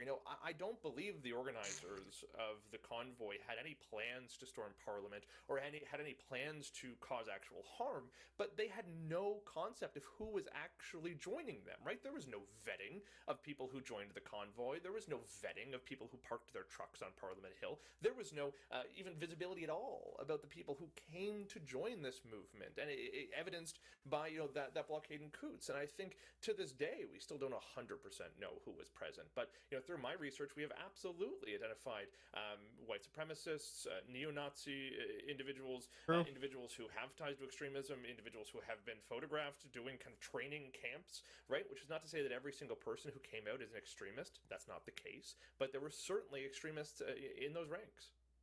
Look, it's Antifa, brother. I don't know. It wasn't any of them. It was all Antifa. I mean, probably have idiots that actually think that. Justin's absolutely right. We all ran into some of these violent people, particularly those around Pat King. And you know yourself, because you were out there on the streets in Mercedes, and you know how some of these people were going after you and saying terrible things, and you had to have security with you. Yes. Yeah. But I will say that the vast majority of people that I've talked to own trucks. They were... I find it interesting how the press had to have security with them when it came to the Freedom Convoy, but compare that to the 2020 BLM protests, they didn't really need to have that. It's kind of interesting how that pans out. Maybe fucking more right-wing protests that are fucking nonsensical, like the Freedom Convoy, are inherently more violent. The thought. Completely misinformed about vaccines, and they believe these conspiracy theories. What we have to understand, and hopefully this inquiry will help us to understand, is that these were independent truckers who pay their taxes, or generally law-abiding, And something triggered these people to go and bring their rigs and risk their rigs being taken on Parliament Hill because they felt that the government overstepped itself. And they were deeply offended because... Despite the fact that most truckers actually were okay with the mandates and did not support the convoy at all. Prime Minister Trudeau saying that they were all white supremacists and neo-fascists when these people were not. I only had to speak to them to realize they're farmers and they're truckers and they're your next door neighbors. They're individualists for sure because they're truckers, but they're not threats to Canadian society. I think that's where so many of these questions about the money that was coming in and the thing is though is that you had white supremacists and neo-Nazis within the ranks of protest, from like organizing it all the way down to on the ground, leading the charge. And the one thing that I don't think a lot of people realize is that, when you have that, when you're that organized, forms of this test, it very easily could have turned violent.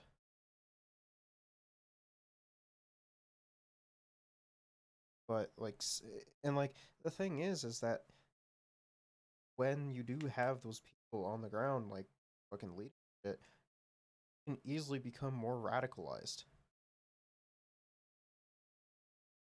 That's not also factoring in the whole social media aspect as well. Seeing how a lot of these conspiracy theories and movements gain a lot of traction on social media. Facebook, for example. Excellent example of this is QAnon. Radicalized more people, as well as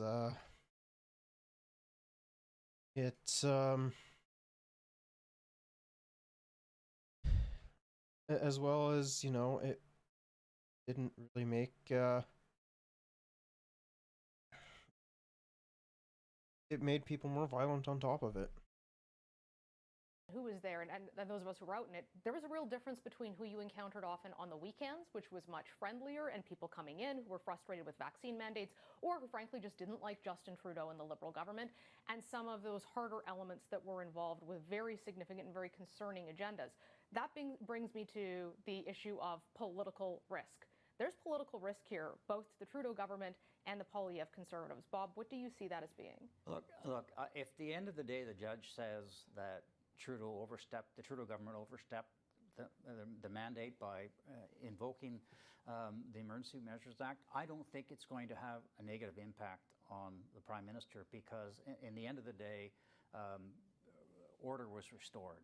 And Canadians, I think, want to have their society ruled by the rule of law. I think it's a far greater impact will be on Pierre Poilievre and many members of the Conservative caucus who are out there egging these people on and lending their support to people who were breaking the law. And people have to understand, your listeners, downtown Ottawa was occupied by truckers who were blowing their horns all day, all night. And I do agree with him. I do think that this has the potential to be more devastating for the Conservatives than it does for the Liberals. Because, you literally have Conservatives actually fucking supporting them and out there as well. So I do personally think that it will harm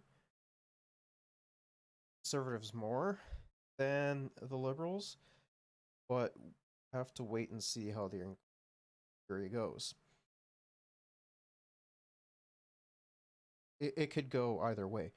We just don't know yet. People living in apartment buildings couldn't sleep, and people who had businesses went under.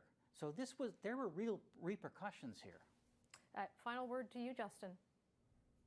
Yeah, I mean, Bob has exactly right, and I will say, there was a ton of people who came out who were, I think, had genuine beliefs, who had no interest in violence, who maybe were misinformed about vaccines, who also, at the same time, believed that the prime minister should be arrested and tried for treason. It was a premise I heard I time and time love again. It was hogs, on man. signs. There was paintings of gallows with the prime minister's head around the news, right? The people are allowed to hold those beliefs in private, sure, but you're not allowed, as I think most Canadians would agree, you're not allowed to occupy the capital, to basically blockade our seat of democracy and sit there and say we need to round up the premiers and the public health officials and the ministers of health and the prime minister and put them on trial under a new Nuremberg style public hearing and sentence them for treason and crimes against humanity. That was an idea you heard time and time and time again. And Pierre Poilievre made the decision to affiliate with them, like Aaron O'Toole did before him, like Andrew Scheer did on the streets every single day, like a whole bunch of other Conservative MPs did. They invited them into Parliament to testify and to espouse all this nonsense, to espouse all this disinformation about vaccines, and they should have to wear it. And Where have I heard that before? Oh yeah, that's right. January 6th.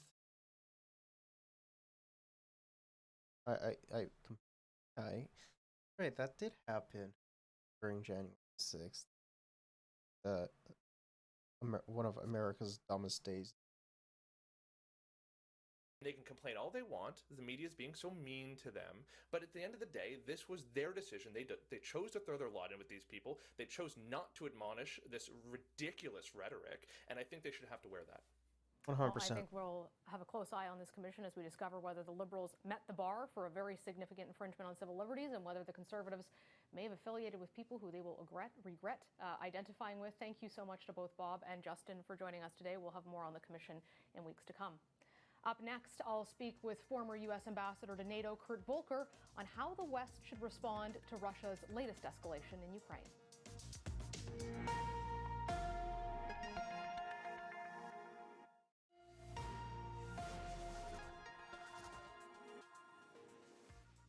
Russia unleashed a brutal barrage of missile and drone strikes on Kyiv and other Ukrainian cities last week. The air assault is widely seen as Moscow's retaliation for an explosion that severely damaged a key bridge linking Russia to the Crimean Peninsula.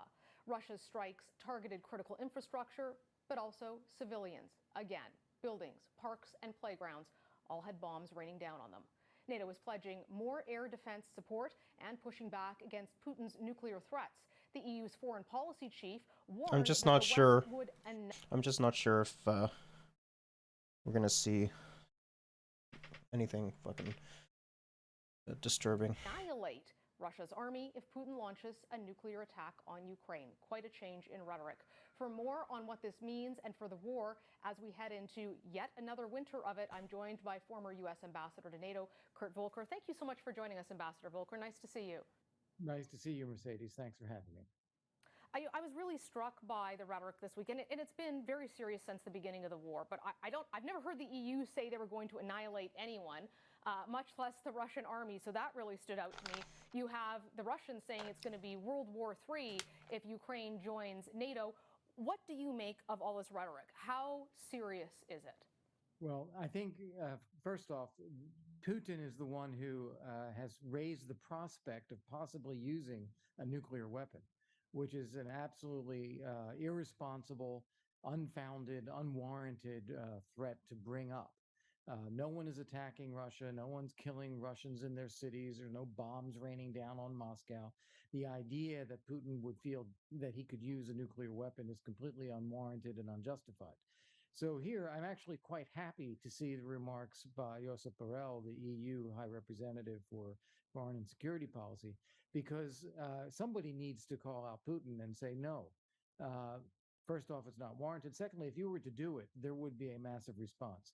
We can't live in a world where anyone who has a nuclear weapon thinks it's okay to use them. So that's useful.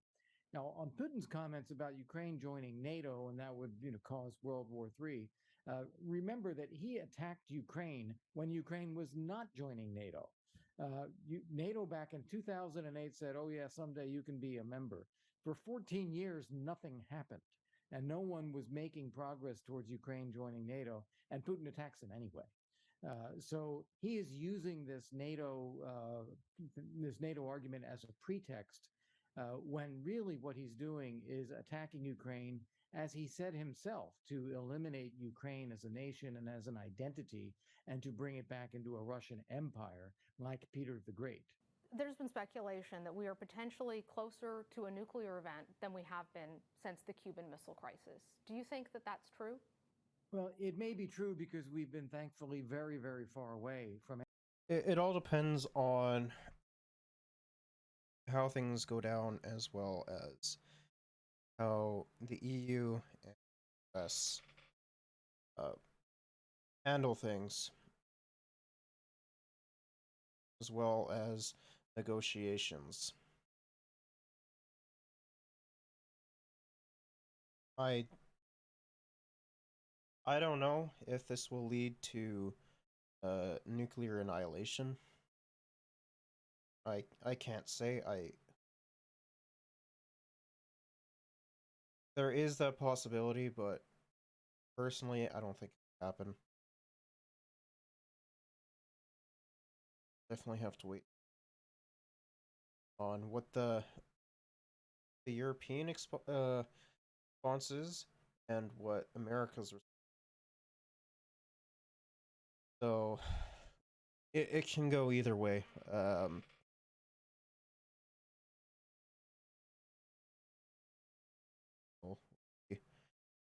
Any nuclear event.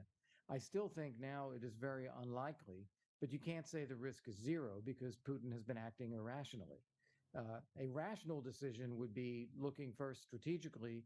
He knows that Russia would be annihilated if he used strategic nuclear weapons.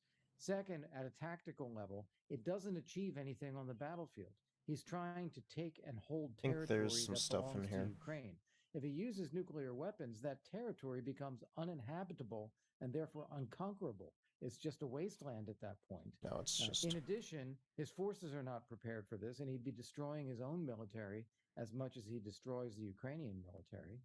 And then finally, he's been told very clearly by the United States, by NATO, that any use of nuclear weapons, any use, would be met with a devastating response. The military knows that and believes it. And I think it's questionable whether, even if they were given the I don't think so, or I don't think that he will. But I've been wrong with Russia before. The whole um it I could be very well be wrong on that, because Putin is showing himself to be a fucking psychopath. So I don't know. We'll have to see what happens for sure. Things are very, very tense with the whole Russia-Ukraine thing on the Russian side, the American side, the European side, hell, even the Ukrainian side on top of that. It's going to be very interesting to see what happens. Still very against the whole fucking order. They would decide to deploy a tactical nuclear weapon because they know the consequences on themselves. And if they know that, then Putin probably knows that too and might be cautious about giving an order that's not followed. Well, and I think that's fascinating because I hear people ask this all the time. Like, why is Putin still in power? And is that something that's going to continue? And does the war continue as long as he is the president of Russia? Well, that's a great question because, first off, he has made it clear he is going to fight till the end. He is determined to attack and take over Ukraine. And we know he doesn't have the means to do it. So he is putting increasing strains on the system. Their military is losing on the battlefield. They are having to retreat. They are pressing people into military service who don't want to go. When they announced this mobilization, more people left the country than were mobilized. They have tremendous. Yeah, there were a lot of a lot of Russian refugees to other countries as well. The only thing that, like, if they were to like negotiate and everything, I don't think that they'd necessarily get the Ukrainian territory. The thing that I could see them are gaining Crimea at most, but because they could make the argument that there's a lot of ethnic Russians there that it's so that would technically make it Russian territory, but I don't know. It's definitely hard to say. Economic problems now because of the global sanctions that have been put in place. They don't have the equipment, they don't have the spare parts, even to give to the soldiers that they're mobilizing. So this is just getting worse and worse. And the more he tries to keep going, the worse it is for Russia. And clearly, people in Russia know this. Why else would they be heading for the borders? They know that he is driving the country into a disaster. So if we're sitting here again on October 14th, 2023, talking about this, I think we'll be talking about a different leadership in Russia because there are so many strains in the system right now. It's not sustainable the way it is. Somehow the Russians will find a way to pull Putin back or to change the leadership. You know the dynamics of NATO incredibly well. You were the ambassador there. There's a line NATO is trying to walk between supplying the Ukrainians, and lots of folks are saying special operations forces from NATO countries are helping with intelligence to call in airstrikes, which has helped with the effectiveness of the Ukrainian offensive. Is NATO doing enough, and what more could they do? Well, first off, we have to be clear that NATO is not doing very much at all. It is individual NATO countries that are doing things. The United States doing an awful lot, the UK, Poland, Canada, some. So all of this is individual allies. And NATO as an organization, they have capabilities, they could do more, but they've deliberately held back because they don't want to create the dynamic of NATO being in a war with Russia. They're walking a very, very thin line, like razor's edge, because they know that if they get too involved in the in Ukraine, it's game over. Even creating that perception. Now, that being said, what else could be done by allies or by NATO? Number one right now is better air defense systems for Ukraine. Putin cannot take and hold territory on the ground anymore. His forces are being pushed back. So the only thing he can do is lob bombs and missiles at Ukrainian cities, largely unguided, largely dumb bombs that are killing civilians. So that's why it's so important that we do everything we can to help the Ukrainians get modern, capable air defense systems to protect against that kind of just dumb bomb attacks against civilians. But Ukraine definitely needs to break up that Kerch Strait bridge, which is used for military supplies getting to Crimea. And they need to knock out the naval base at Sevastopol, which the Russians use to threaten Black Sea shipping. And to do that, they need longer range munitions than what we're giving them. They also need more armor. They also need more fighter aircraft, although the armor need has diminished somewhat since they've taken so much Russian armor in the past month. Fascinating and certainly deeply concerning. Thank you so much for joining us today, Ambassador Volker. Pleasure to be with you. Thank you. Up next, what to expect in the coming week at the high-profile Public Order Emergency Commission in Ottawa.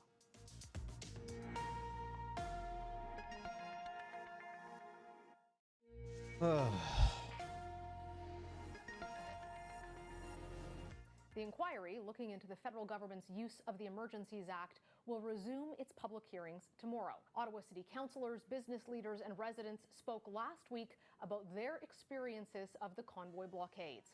Residents told the inquiry they were terrified during the occupation and felt they had no escape from the diesel. I mean, like, rightfully so, right? Because, like, no one wanted these fucking clowns there. It's just like nobody wanted them here.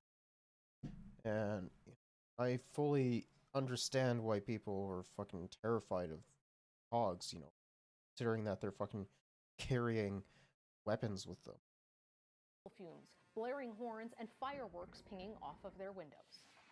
They would blast their horns at me with a smile on their faces, and then they would cheer in unison and almost take joy in my flinching and my recoiling from the noise. I remember being scared personally, because I remember the chief saying at one point, "You guys are scared, I get it. I'm scared too." And I thought, if the chief of police is scared, something much bigger is happening here than a protest. Yep. The commission will hear this week from the Mayor of Ottawa and members of the Ottawa Police Service and Ontario Provincial Police. Justice Rouleau will have until February 20th to deliver his report. That's our show for this week. Thank you so much for watching. All right, speaking of Russia, Putin declares martial law. What are your thoughts about the peace plan for Ukraine, Russia? Гибнут мирные люди. Неонацисты используют откровенно террористические методы диверсии на объектах жизнеобеспечения. Устраивают покушения на представителей местных органов власти в Донецкой Народной Республике, Луганской Народной Республике, а также в Херсонской и Запорожской областях до их вступления в состав России действовал режим военного положения. И сейчас нам необходимо оформить этот режим уже в рамках российского законодательства. Поэтому мною подписан указ о введении военного положения в этих 4 субъектах Российской Федерации. Кроме того, в сегодняшней ситуации считаю необходимым наделить дополнительными полномочиями руководителей всех российских регионов. Соответствующий указ также сегодня подписан. Высшие должностные лица субъектов Федерации должны уделять необходимое внимание реализации мер, призванных обеспечить безопасность людей, охрану и антитеррористическую защищенность критически важных объектов, поддержание общественного порядка. Решением задач обеспечения специальной военной операции занимаются не только профильные силовые ведомства, но и вся система государственного управления. Нужно продолжить работу по совершенствованию координации. В этой связи поручаю правительству подготовить проект указа президента о создании специального координационного совета. Его возглавит глава Кабинета министров. В состав совета войдут вице-премьеры, представители силовых ведомств, социально-экономического блока правительства, администрации президента, а также Государственного совета. And while we're on it, there, Danielle Smith apologized. No one seems to be coping. It was April 29th, before she was premier. Danielle Smith took the question on her locals.com account. She had an answer. I think the only answer for Ukraine is neutrality. The comment only came to wider light this week. At first, now Premier Smith accused the NDP of politicizing the war, then blamed the media for seeking clicks. She eventually apologized. I made some ill-informed comments on Russia's invasion of Ukraine, she wrote in a statement. My knowledge and opinion of this matter have drastically evolved since that time, and I apologize. This is an opportunity for us to connect, have further discussions about how we can move forward. Alicia Boychuk says she appreciates the apology and would like to speak with Premier Smith about not only how the province can further support Ukrainians fleeing the violence, but where the idea of neutrality came from. Focus on the disinformation propaganda campaign that is well and working these days. This has been a really disastrous 10 days for Premier Smith. There's no other way of saying that. Political scientist Dwayne Bratt says the Premier's past comments are going to continue to haunt her, and what's best for her now is to stop acting like a radio talk show host and offering opinions on every topic that comes along. Now that you're Premier of the province... Especially considering that her opinions are complete dog shit. Been wrong on every aspect of that she brought up, as well as, you know, she says things that are drastically unpopular with a vast majority of Albertans. Your words carry a lot more weight, both in Alberta and outside of Alberta's borders. NDP leader Rachel Notley says the damage is already done, here at home and outside our borders. This is chaos. I love this. Like, Bro, this is just perform. And conflict and cost every time she opens her mouth, and she needs to stop. I mean, she is right about that. Now comes the work to mend the relationships. Global News. We already know that's not going to happen. British PM Liz Truss is asked to resign from the Labour Party. Mandate she's ever had is from members opposite. It was a mandate built on fantasy economics, and it ended in disaster. The country's got nothing to show for it except the destruction of the economy and the implosion of the Tory party. I've got the list here. 45p tax cut, gone. Corporation tax cut, gone. 20p tax cut, gone. 2-year energy freeze, gone. Tax-free shopping, gone. Economic credibility, gone. And her supposed best friend, the former Chancellor, he's gone as well. They're all gone. So why is she still here? Mr. Speaker. Mr. Speaker, I am a fighter and not a quitter. I have acted in the national interest to make sure that we have economic stability. Prime Minister. Order. Mr. Speaker, last week the Prime Minister ignored every question put to her. Instead, she repeatedly criticised Labour's plan for a 6-month freeze on energy bills. This week, the Chancellor made it her policy.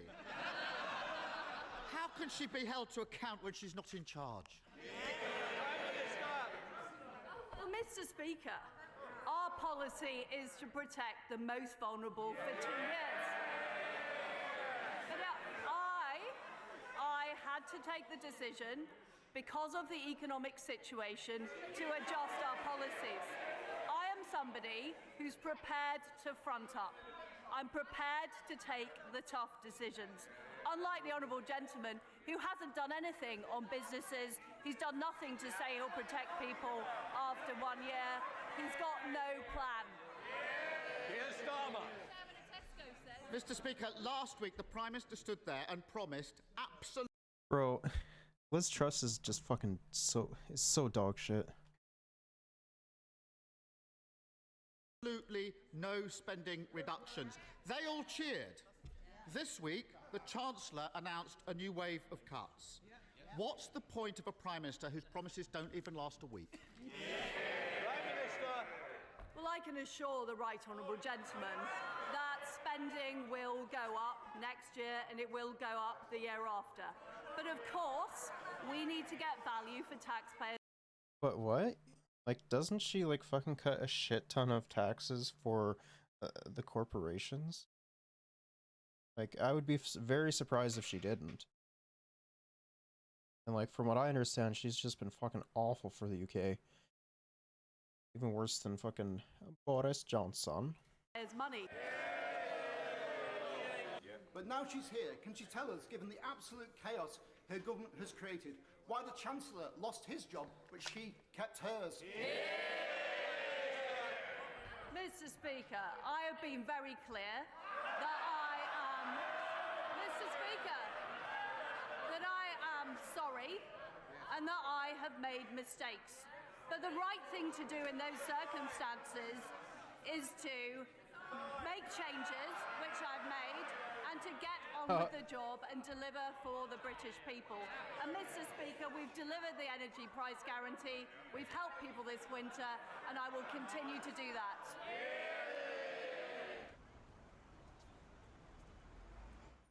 Well, she's made an awful lot of mistakes.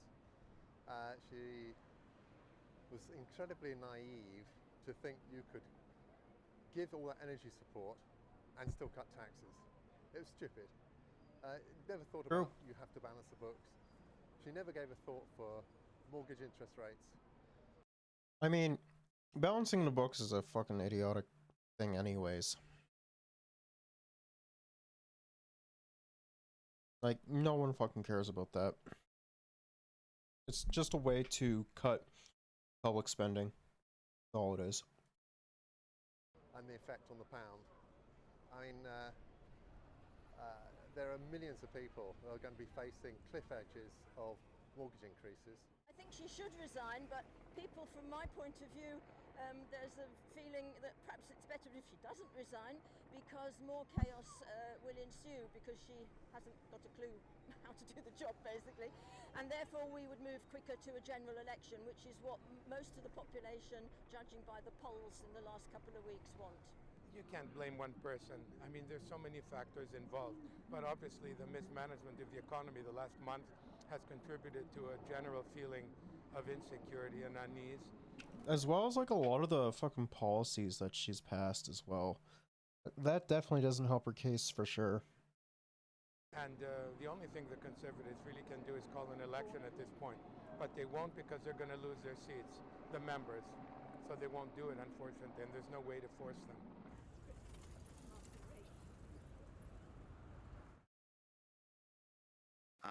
You told us a bit about bonfires. Oh, this is more convoy stuff. We're unsure if we'll get any evidence about this from the Ottawa Police, but just from what your observations were, what were the bonfires like? They definitely varied depending on the location that you went. There were quite a few of them.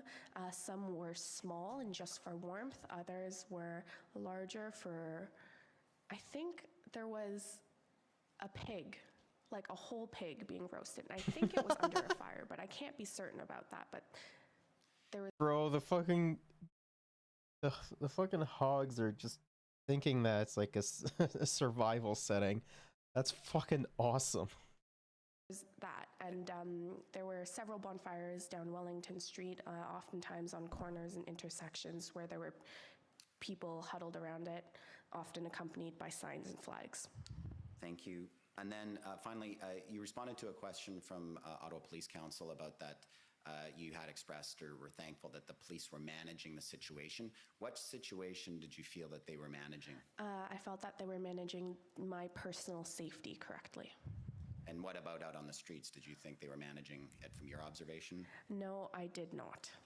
Thank you. Those are all the questions I have. Thank you. The government is increasing the cost of life. Inflation is deficits to the tune of $500 million, wasted for a lot of it, and printed. This all has increased the price of goods that we buy and the interest we pay. Inflation is taxes. Increase the costs for our workers and our producers and businesses. Next year, Canadians will pay $3,000 more per year for this inflation caused by the Prime Minister. When will he inverse his So wait, he's not responsible for like the whole fucking thing to go, or he's not responsible for the fucking grocers, the grocery stores fucking upcharging their fucking prices to make more profit, as well as to quote unquote make up for lost profits during due to the pandemic. That's just not true. And like the gas shit, like that, again, that has nothing to do with them. inflationist policies. The Right Honourable Prime Minister. Mr. Speaker, if the leader of the Conservative Party truly wanted to help families who need help in these difficult times, they would no doubt support helping low-income families with rent assistance and dental care, but not only... Which he voted against. Which is unsurprising, because he doesn't give a shit about fucking... he doesn't give a shit about, you know, the fucking people that actually need assistance. Universal, regardless. So. Do they not support these measures? They're trying to block these measures in the House of Commons. It's one thing to disagree with our proposals to help families, but it's a different kettle of fish to try and hinder this assistance to those who need it. The Honourable Leader of the Opposition. Housing, he's bragging about will go to almost no Canadians, and those who will get it will get at most $500. These days, you can't even rent a doghouse in the backyard for that amount of money. The reality is that this Prime Minister has presided over the worst housing bubble on planet Earth. UBS says that Vancouver... Well, maybe now, but like that's not even true. Like historically, that's not even true. America had a way worse housing problem. I actually think America has a worse housing problem than we do. Because like even looking at like California alone, it has a gigantic fucking housing problem, homelessness problem. We definitely have our fucking fair share of housing problems here as well. But like even like going back to like the 2008 financial crash, that's not even like that was a bigger problem than this. But like it is going to pop eventually, and I do agree that, you know, the fucking housing crisis that we're facing right now it is a very big problem for sure. is more overpriced than New York, Tokyo, Hong Kong, Los Angeles, all places with more people, more money, and less land. When will the Prime Minister get the gatekeepers? I thought that LA and Vancouver were relatively the same in prices. Actually, I think if I'm just thinking about it now, I think that LA is a little bit more expensive with taking into effect, like, I think that I do think it's more. Out of the way and stop printing money to inflate our housing market. The Right Honourable Prime Minister. Mr. Speaker, the Leader of the official opposition makes a big show about being concerned about families, but if he actually wanted to support low-income families, he'd step up and support our measures to give more money to low-income families for the cost of dental care for their kids, or to help the 1.8 million Canadians who will benefit from our housing benefit, additional help on the housing benefit.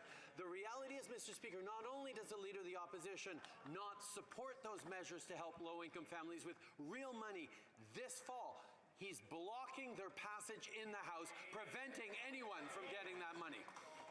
The Honourable Leader of the Opposition.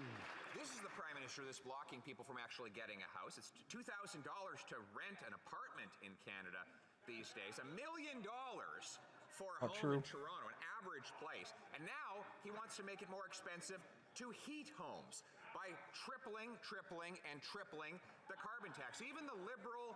The carbon tax doesn't have anything to do with that.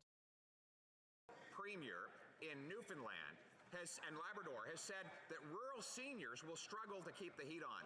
Will the Prime Minister show some mercy for those people who are struggling to heat their homes and cancel his plan to triple the tax? The Right Honourable Prime Minister. Mr. Speaker, the Leader of the Opposition's obsession with attack politics means that measures that are focused on helping low-income families pay for the cost of dental care for their kids with an extra $1,300 over the next 2 years, or an extra $500 for low-income renters that'll hit about 1.8 million Canadians across this country. Not only is he not supporting those concrete measures, like he flip-flopped, reversed himself and supported our GST credit that's supporting Canadians, he's not only not supporting dental and rental, he's actually blocking its passage in the House. Which political party do I align with?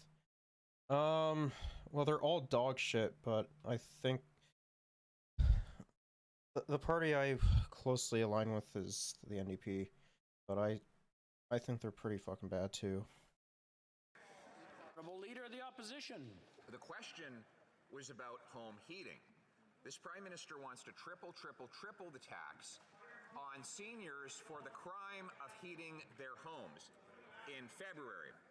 It is not a luxury to heat your home in Canada in the wintertime, yet the Prime Minister wants to punish people for doing it. 40% of Atlantic Canadians are living in energy poverty, yet the Prime Minister wants to hit them all with a big, fat tax hike. If he's not going to back down on his plan to triple the tax, will at least he have the decency to exempt home heating this winter from that tax hike? The Right Honourable Prime Minister. Mr. Speaker, it's important that we, as we debate in this House, we ground ourselves in facts. The reality is, Mr. Speaker, an average family in this country receives more money from us putting a price on carbon pollution than they pay. The funny thing about this is, like, the proposed raises on the carbon tax and shit, like, it won't even affect, like, a vast majority of Canadians. Like, if anything, most Canadians are actually going to benefit from it by getting higher carbon tax rebates. It is support for families even as we fight climate change. In the leader's own riding, families have received, including just last Friday with the latest check, a total of $550 because of the climate action incentive. We will continue to fight climate change. We will continue to put more money in the pockets of families. But the government doesn't have a plan to deal with the recession. The Minister of Finance admits Completely agree. that one is coming, and we need a plan. Right now, the current EI system, the one brought in by the Conservatives, only covers 40% of Canadians. We need a plan that covers all Canadians. So will this government put into place a plan to deal with the recession that supports families and ensures that... Bro, literally push them harder. Like, fucking whip them. You can do that. Like, they're not gonna team up with the fucking Conservatives. Like, fucking push more. Like, have some backbone, man. Every worker in our country is covered if they lose a job. Right Honourable Prime Minister. Mr. Speaker, this government demonstrated time and time again over the past 7 years that we have Canadians' backs, whether it was with lowering costs whether it was lowering taxes for the middle class and raising them on the wealthiest 1%, whether it was delivering a Canada Child benefit that has lifted millions of Canadians out of poverty. The things that we have done continue to focus on having Canadians' backs. Through the pandemic, we supported them with unheard of direct supports to manage to make sure not only Canadians kept safe, but our economy rebounded faster than other places, and we will continue to be there through the trouble. That is true. Relatively speaking, compared to the global average, our economy has rebounded a lot faster in comparison. Because, like, fuck, America's, like, doing shit right now. The UK is doing shit. Like, comparatively to the rest of G7, we're doing fairly well. But, you know, we're still doing pretty dog shit. Troubled waters ahead. We will be there for Canadians as we all.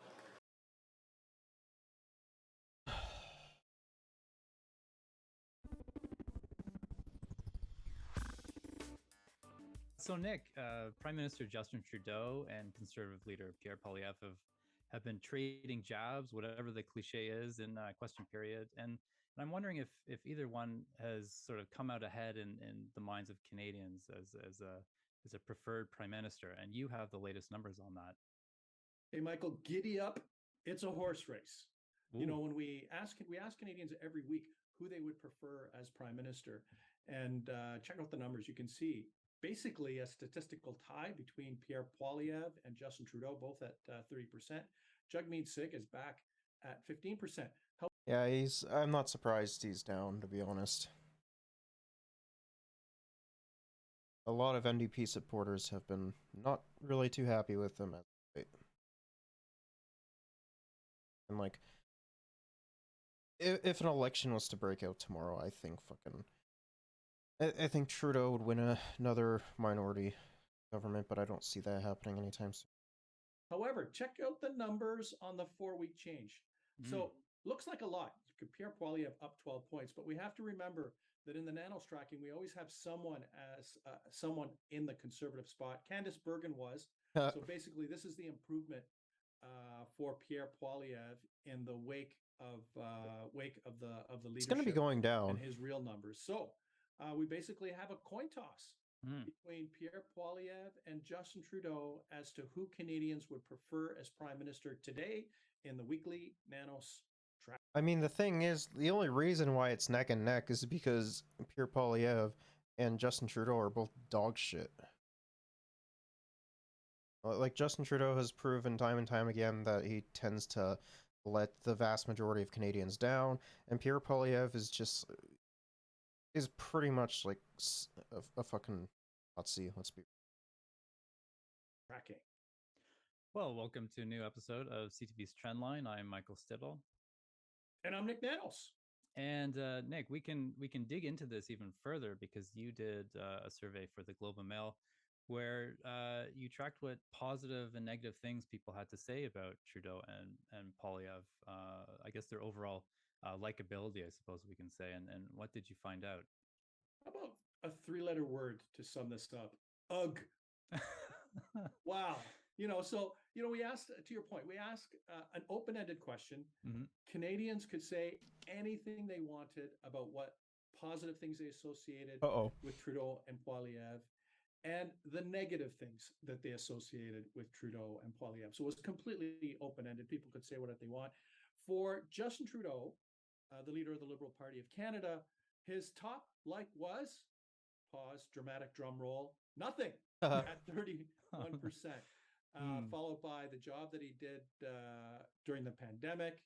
Yeah, like that's like really the only thing he actually did kind of like decently comparatively to other Western nations was the handling of COVID. But like outside of that, he's just been dog shit on like everything else. And like the only reason why like there were some the only reason why he actually got some stuff done that were fairly positive or fairly well received with Canadians was because the NDP pushed for it. Because CERB was initially not supposed to be something that Canadians were supposed to get. But that's good.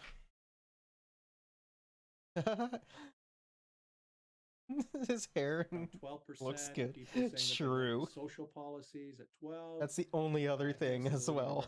Canada hair came up, and you know what? Don't be mad at me, but some people actually responded hair and his looks, that he cares about Canada and he does a good job. So that's top really funny. Unprompted positive association was nothing. Or people couldn't think of anything, and then the job during the pandemic and his social programs. Wow. What about Poilievre? Well, on let's see the boot looking. Positive associations. We just said that Justin Trudeau, 31% of Canadians said there was nothing they liked.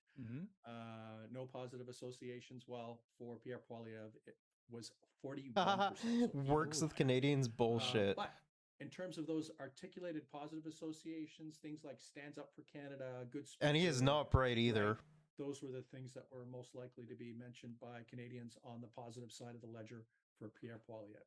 Wow. That's a pretty high percentage for nothing on both leaders, Nick. I mean, what does that say about how I guess does that speak to the divisions within Canada and on how we feel about our political parties? It speaks to both of these officials being polarizing figures.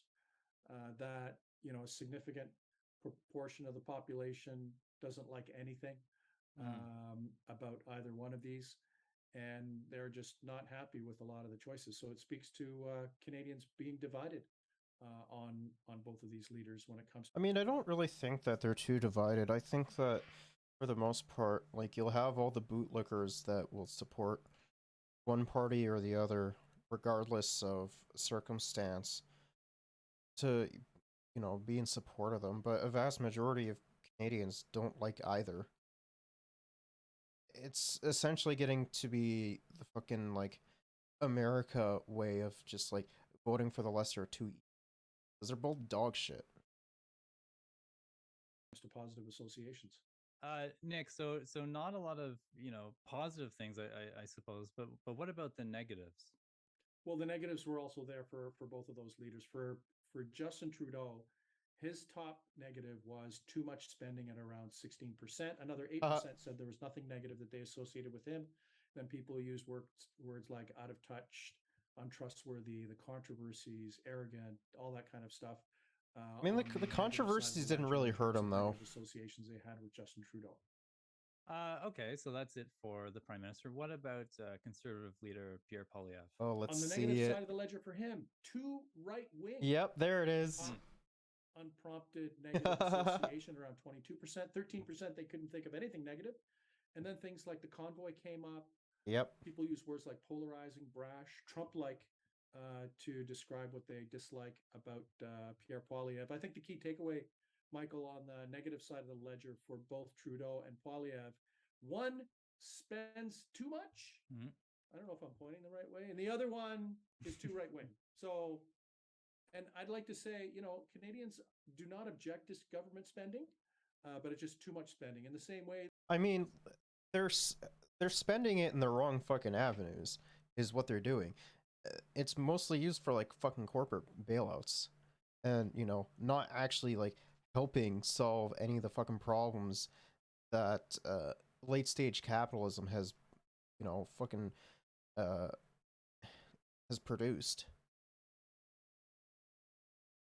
Like none of it like is actually being solved. Like you have very marginal things that are being done about it, and the Liberals are just expecting Canadians to be okay with that, but like they're not. They want more than just, I don't know, fucking the small amount of fucking actions that are being taken. Like every fucking Canadian wants like free dental. Let's be real. Like it's, if you're going to be passing it for, like, granted, I do think it is good that they're passing it for lower income families, but that doesn't exclude like the lower middle class tax bracket like at all, considering that a lot of middle class Canadians are struggling as well. There's probably many Canadians that like many of the policies of Pierre Poilievre, but it just might be seen as a little bit too right wing. Poilievre is really focusing on the problem of cost of living and inflation in this country, and I'm just curious how that's playing into this, and also where that is in your own issue tracking. Well, in the weekly tracking, when Canadians can say whatever they want in terms of their national issue of concern, it's almost like a four-way tie right now. Jobs in the economy at 15, inflation at 13, healthcare 14, environment at jobs. Like a lot of that shit should just be like, a lot of it should be nationalized, as well as opening up education for free so people are actually able to get good, well-paying jobs, as well as increasing minimum wage to help with that. Inflation, like the inflation thing, is more or less of having a higher corporate tax and introducing wealth tax on anything that I think, like, I would say more than like 10 to 20 million.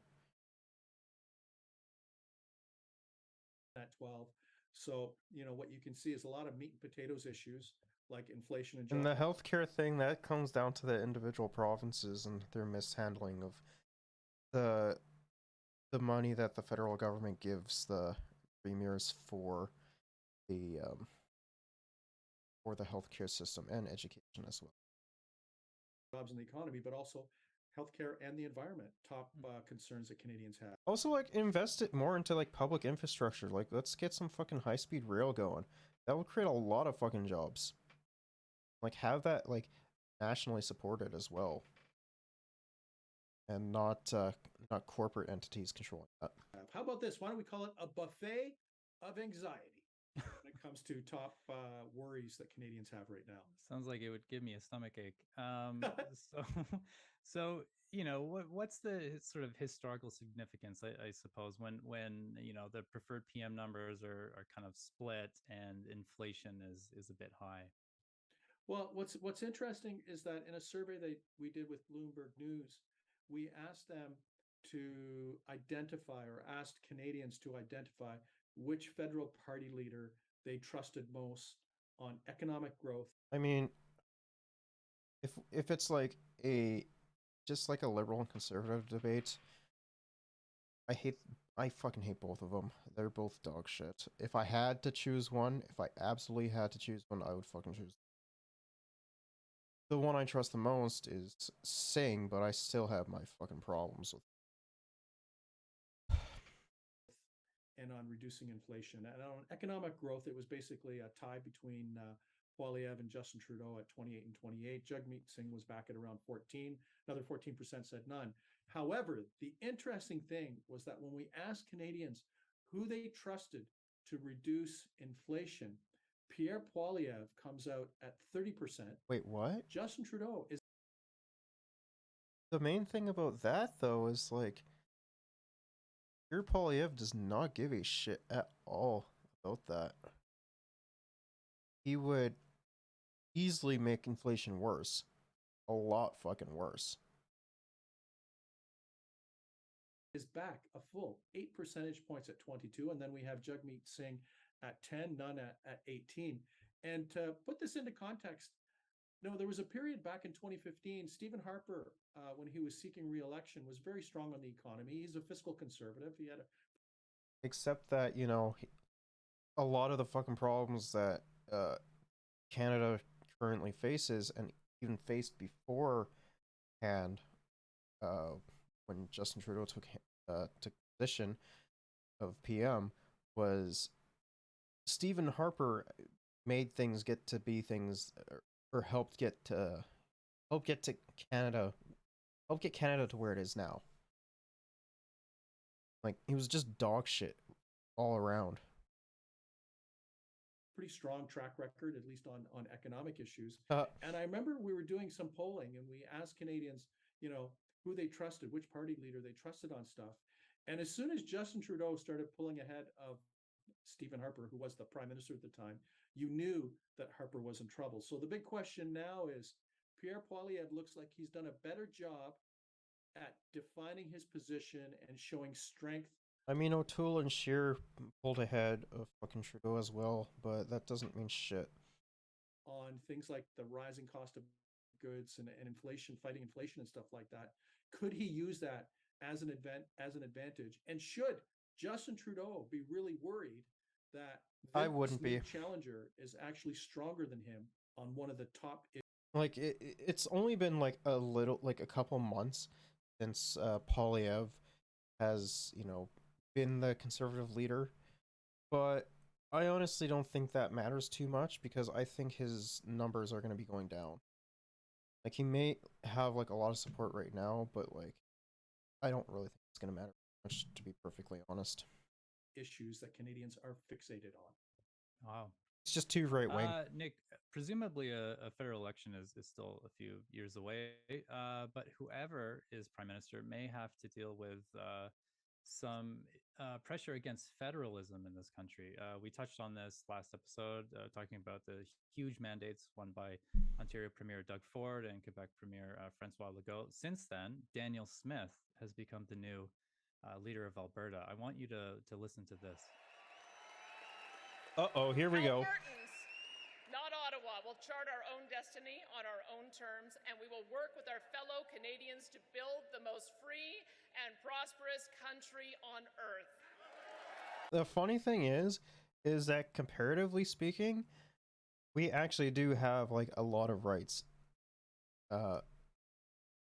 Like it even like to even like the quote unquote like freest nation on earth, being America, we do have like a lot more rights and freedoms than Americans do. The only reason why you have a bunch of dumbass hogs being like, no, we don't, is because they think that with freedoms comes a lack of consequences. Which no, that's not how that works. There are still going to be consequences for shit. We just have them more defined.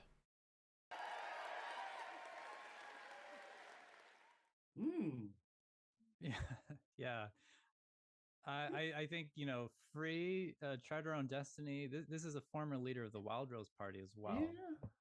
Do you know what, Michael? I listened to that, and maybe she's being cagey because I think you could interpret that two ways: that Albertans and Canadians will work together to have the most prosperous country on earth, which could be Canada, or Albertans will work with Canadians to have the most prosperous country (parentheses Alberta) on earth. So I don't know.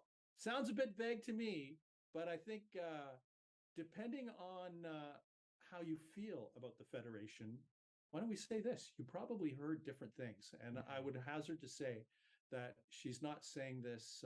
This is not said in this particular way by accident. It's said on purpose, and I think this is what the federal government has to be worried about. What I'll call more muscular flexing of political muscles in different provinces. And I put Alberta at the top of the list. I'd also put Quebec on that list because Legault just got a really strong mandate. He's a strong believer in provincial rights and provincial leadership on a lot of the big issues. And states' rights. I'll call it small I independence, not capital I independence. So I think this is probably going to be the narrative for the next while. How is the Federation working? Are the premiers working at cross purposes with either each other or the federal government? It could speak for some turbulence for Justin Trudeau and the federal government. I don't really think it will. I should also just put this in wider context too, that unless Alberta tries to challenge their fucking dog shit Sovereignty Act in the fucking courts, which would easily fail, real. I don't think it's going to be turbulent at all.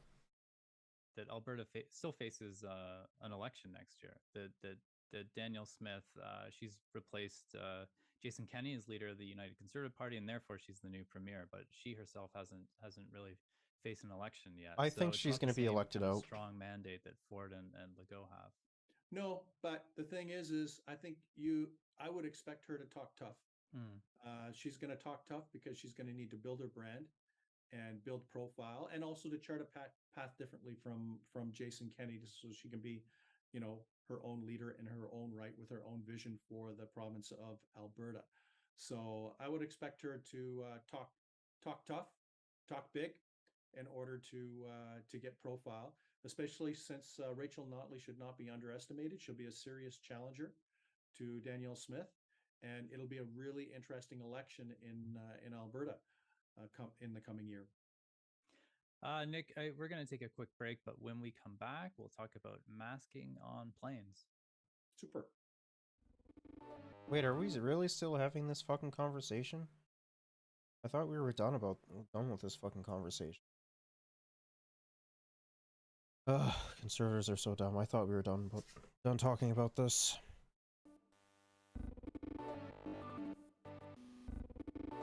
Bro, what the fuck is this? Nick, so earlier in this episode, you talked about the top issues facing Canadians, and I'm curious again, where was the coronavirus in that list?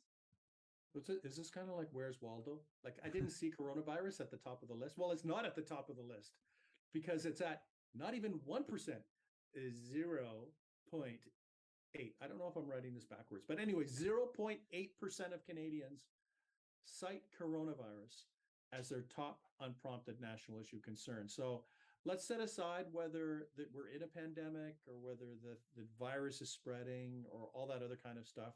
We're just talking about how Canadians feel and what they're worried about. Coronavirus is not even near the top of the list. I mean, COVID's pretty much done, though.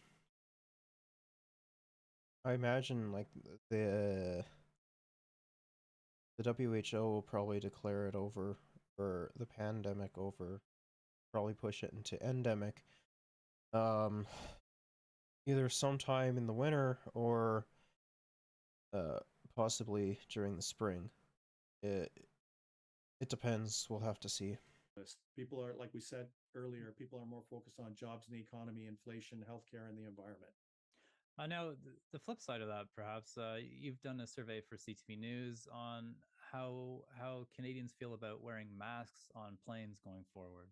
Exactly, because now many of the restrictions have been lifted, where individuals are not required to wear masks on trains, planes, and stuff like that. But if you're going like you're taking like an international flight and going to somewhere that still has COVID restrictions going on, I mean, it just makes sense, right? Would that be like East Asia or other places like that? And we asked how likely or unlikely people were to wear a mask, even though it was not required.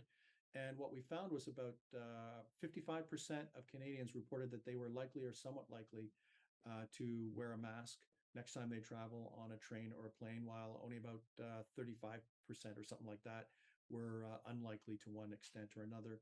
So looks like even though people are not worried about coronavirus, there'll be a significant proportion that are still um, exercising caution, so to speak, in terms of their health. Maybe they're just worried about getting the flu, not just the virus. I mean, it makes The sense. other interesting thing is that men were less likely to report using a mask or saying that Of they'd be course. likely to use a mask compared to women. But that shouldn't really be a surprise because women usually are individuals that are making healthcare decisions for other members of their family, perhaps children or parents and stuff like that. They also tend to have key roles on the healthcare front, so it's probably not a big surprise that they're more likely to report saying that they could be using a mask, even though they don't need to when they're traveling either I mean, I do. by train or by plane. So it sounds like this is sort of the new normal. We're not, the coronavirus isn't a top concern anymore, but that doesn't mean that we're ignoring it. Yeah, absolutely. I think what this means is that we're in a phase where Canadians are thinking of managing the impact of the coronavirus, managing the variants, and just basically exercising prudence. And the reality is, if someone wants to wear a mask, they can wear a mask. It could be because of their personal situation, in terms of their personal health. It could be that they're caring for someone who's a part of a vulnerable population. And I think wearing masks, although not required and will not be as widespread as we've seen before, is just going to continue to be part of our culture as part of a voluntary way for some Canadians to protect themselves and also to protect their loved ones. Nick, that's it for this. Watch this one. Let's move on to Xi Jinping. It's China's scripted spectacle of power. And at this Congress, Xi Jinping is clearly in charge. Head of the Communist Party and government for 10 years, he's set to continue for an exceptional third term. Over the weekend, he doubled down on his signature policies. Full control over Hong Kong, promising to do the same over Taiwan, the democratic island China claims as its own. Saying again he'll use China's rapidly growing military force to invade Taiwan if necessary. Mr. Xi is consolidating all the power of China into his own person as a kind of overwhelming dictator. But for all his power, I love it when Western countries call other fucking countries, whether it be in the middle, China, Africa, South America, dictators, but when they actually have like a dictator-esque leader, they don't call them dictators. Fucking love that. Like, don't get me wrong, I do think that in some regard, you know, Xi Jinping can be classified as that for sure, but generally speaking, he tends to do a decent job with a lot of the promises that he make. The fucking public infrastructure, the healthcare, you know, education.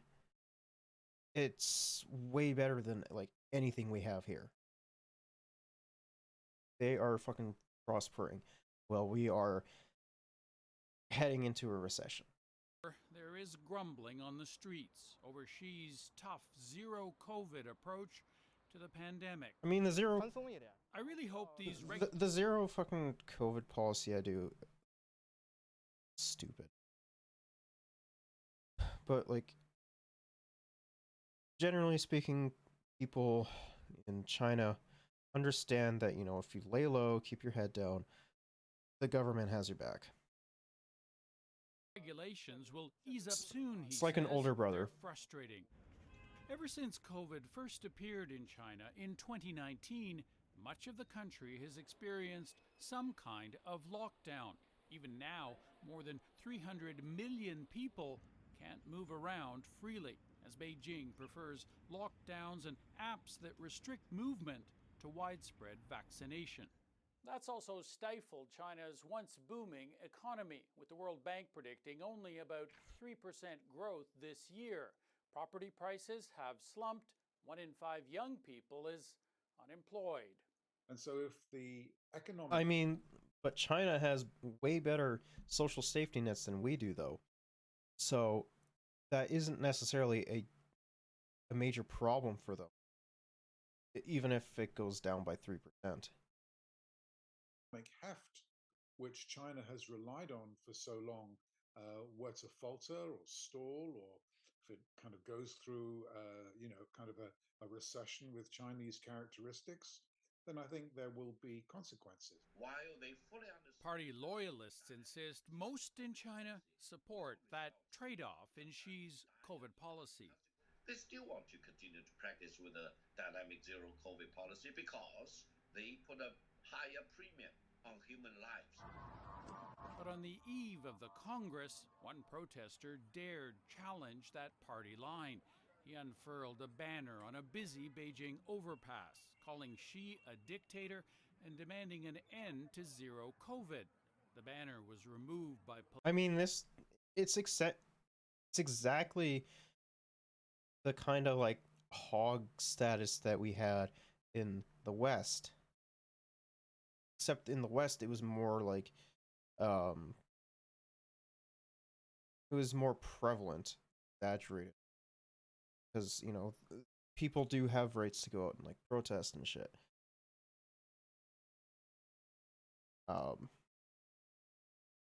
But for the most part, like, I think that most people don't agree with like the whole zero COVID policies shit. So.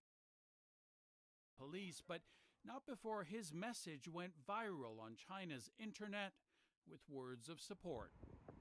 Behind heavy security at the Congress, those reservations may also be whispered. But Xi's position won't likely be challenged. After all, he's already purged most critics from the party, quite possibly setting sights on being China's leader for life. Sasha Petrusik, CBC News, Toronto. In Sasha's story just now, you heard references to theater and political theater at the Chinese Party Congress. Well, there are lots of messages in all this pomp and ceremony, so we wanted to get a little closer.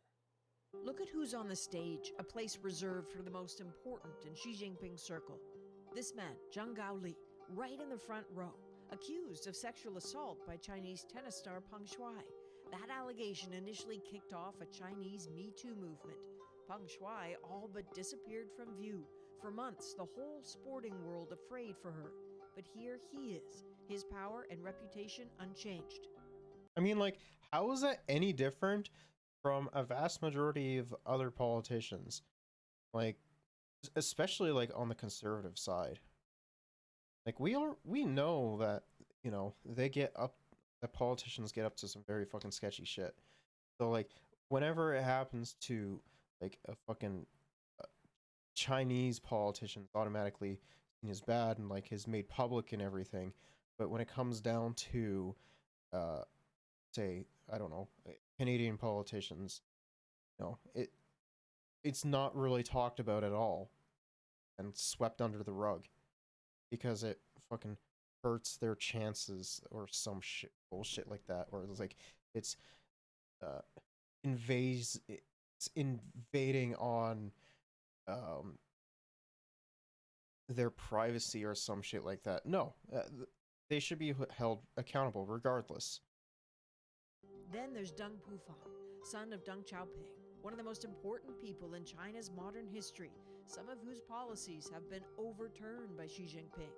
To see the son there may squash rumors in China that the formidable family is opposed to Xi Jinping's leadership.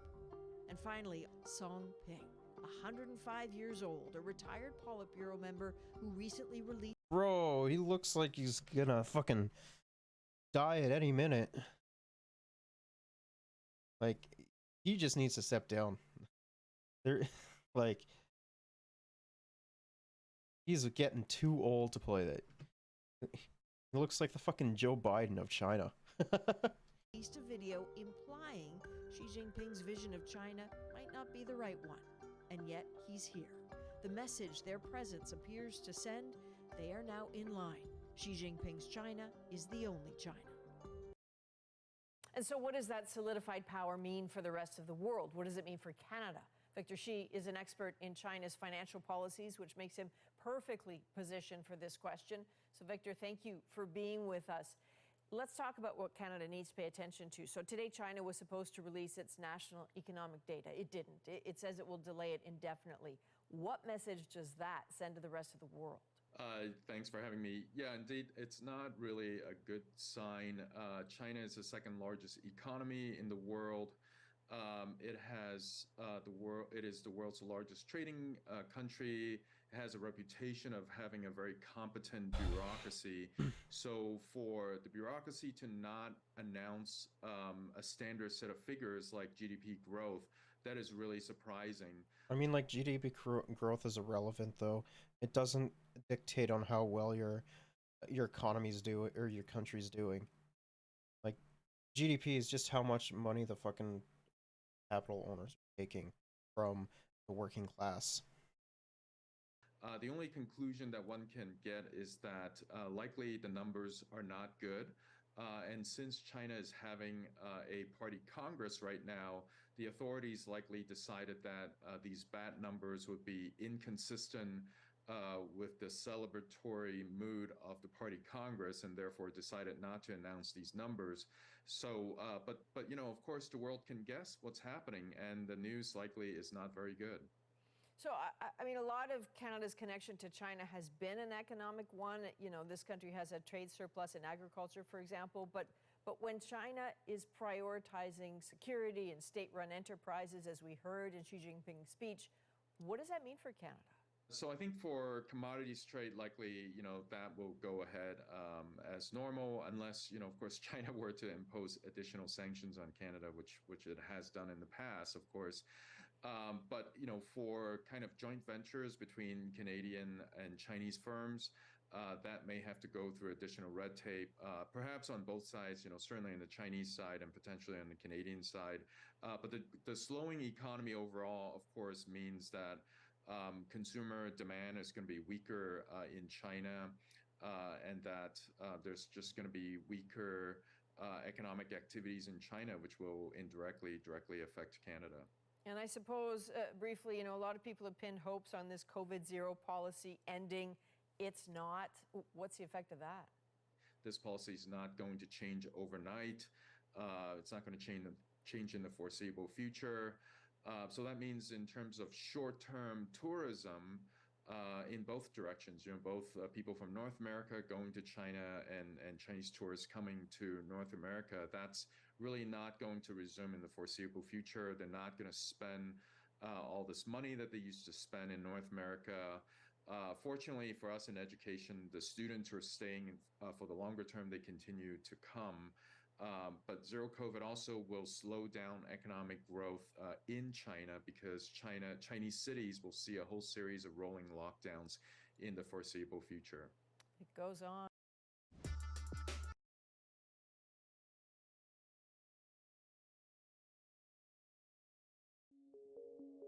Dr. Alika Lafontaine is an anesthesiologist with 20 years' experience in medicine.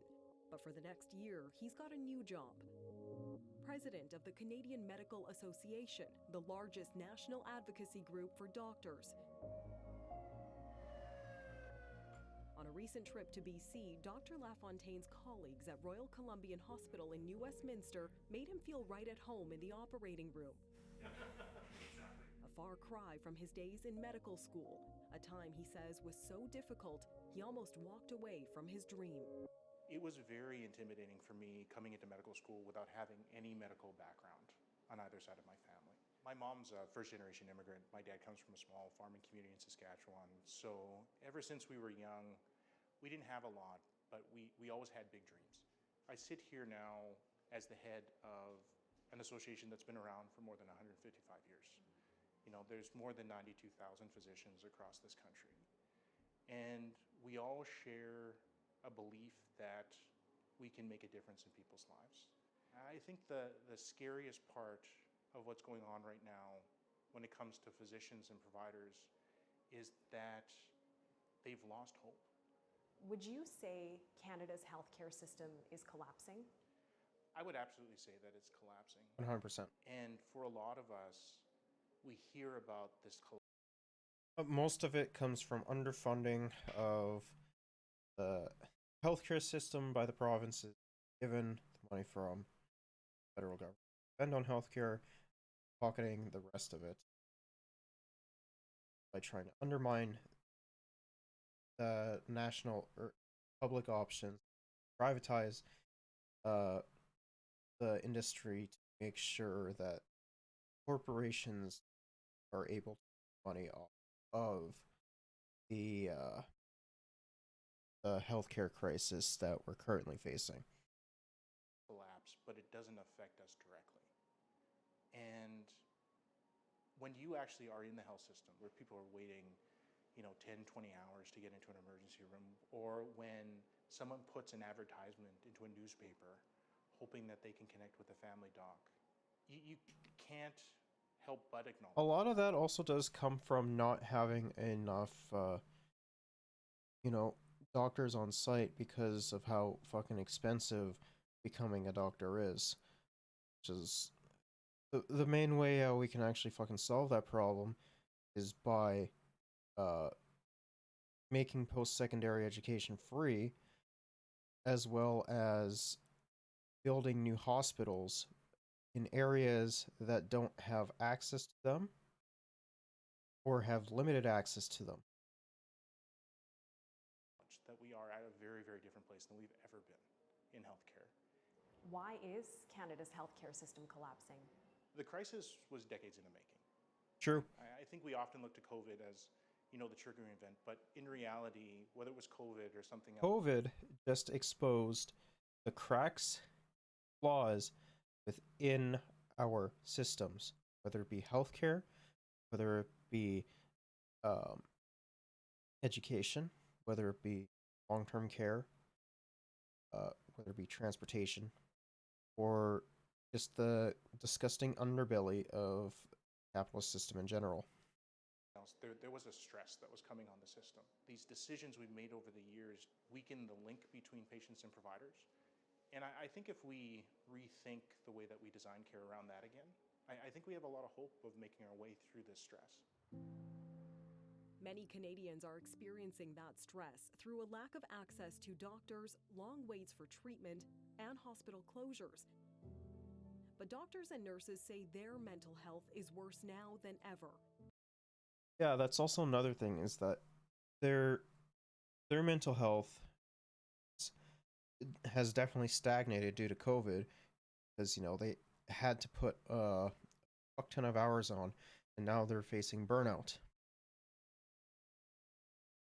Why I think it is important to fund the public health system more, being able to make sure that those who can't necessarily afford to become a physician are able to not have to worry about the costs of becoming one, and being able to actually provide more people with healthcare more than half of healthcare professionals are experiencing severe burnout. When you hear from people that, they're either scaling back the amount of clinical time that they're going to do, whether you're a physician or a nurse or other allied health provider, or they're thinking of leaving medicine entirely because of the stresses and burden of what they're experiencing day to day. And like the thing is this is a problem that will keep feeding into itself until, the entire system is completely undermined and it's just completely replaced with private option. Will be detrimental to the entire fucking healthcare that we have in Canada. You know that the need for that isn't just urgent. It's something that you have to do right now. One of the most amazing things for me to witness was how a generation of Canadians became armchair epidemiologists. And if we can include Canadians in this conversation where they start to understand health care in a way that they didn't before, I think we'll move that conversation in the direction it needs to go. How do you think that approach could help? There's two things that I think can help immediately. The first is breaking down those silos that we have provincially so we can actually start to share information, people, True. and resources in a much more collaborative and Completely agree. The second part is making sure that we move towards true team-based care. And so physicians... I don't understand why we weren't doing that to begin with. I think that, it should be federally owned and regulated so that this... yeah, I still think so. Because we see a lot of the dog shit that's been going on in Alberta and Saskatchewan, primarily, and how drastically unpopular that is, but they're still moving forward with procedures anyways. That would prevent that from happening. Have a role, nurses have a role, pharmacists and other members of the healthcare team have a role. And it's respecting that we're all trained differently and we all do different things well. I want to ask you a question in the context of that 2020 report called In Plain Sight that talked about systemic racism in BC's healthcare system, but experts have said you could essentially apply the findings of that to every province and territory. How do you begin to tackle such an ingrained issue like that? One of the insights that I've had over the past 20 years is that racialization isn't about the person sitting across from you, it's about yourself. It's about how you see the people that come into the places that you provide care and what you're willing to accept as far as lived experience and evidence. The experience of racism is real. I've experienced it myself. I have family members who've experienced it. Organizations like the Canadian Medical Association that have been around for 155 years, they're on their own path towards reconciliation. And there's a lot of positive things happening right now. We've never had more Indigenous physicians in this country than we've had now. And once we can acknowledge that things are real, we can then work towards those solutions that I think are in the hands of the people that experience them. Undoubtedly, as the first Indigenous president of the Canadian Medical Association, you are a role model. Does that come with added pressure? I've had the 100%. opportunity to stand on the shoulders of a lot of amazing people. And I have to be ready to have people stand on my shoulders. I'm not going to be able to solve these problems by myself. And if you look at leadership as a process where it's not about your voice, but amplifying the voices of people who are actually creating change, that weight doesn't feel as heavy. Contributing his voice to a group is something Dr. LaFontaine has experience with, and you may have even heard it before. Let's go. He grew up singing It's and just having playing fun. music with his siblings, performing in front of Canadian audiences as the Fifth Generation, a touring band. And that family bond is important to him. I have an amazing wife as well as 4 amazing children. My kids were so excited when they found out that I had been selected by Alberta Physicians to become this year's CMA president. Medicine is a type of job where you give a lot, but you get a lot as well. Through everything, I still have that connection with my wife and my kids. I come home, they're excited to see me, and they look at me and, I really feel like they know that I see them. And I'd say that, if you're trying to change anything, like the thing that you should always be most proud of is that the people that you care about, they know how much you care.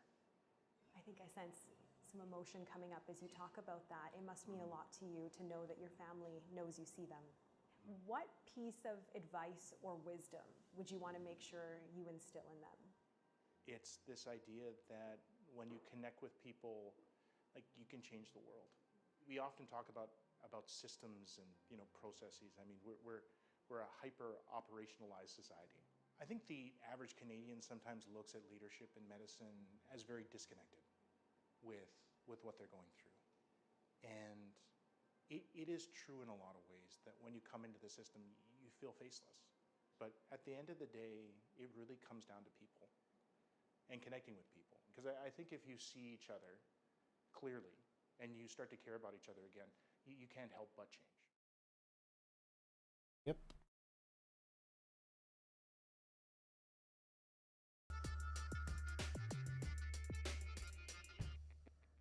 Hi there, I'm Rosemary Barton. Here's what's at issue this week. There are new questions about how Ottawa is responding to Iran's regime after the death of 22-year-old Mahsa Amini. Which is very fucking sad.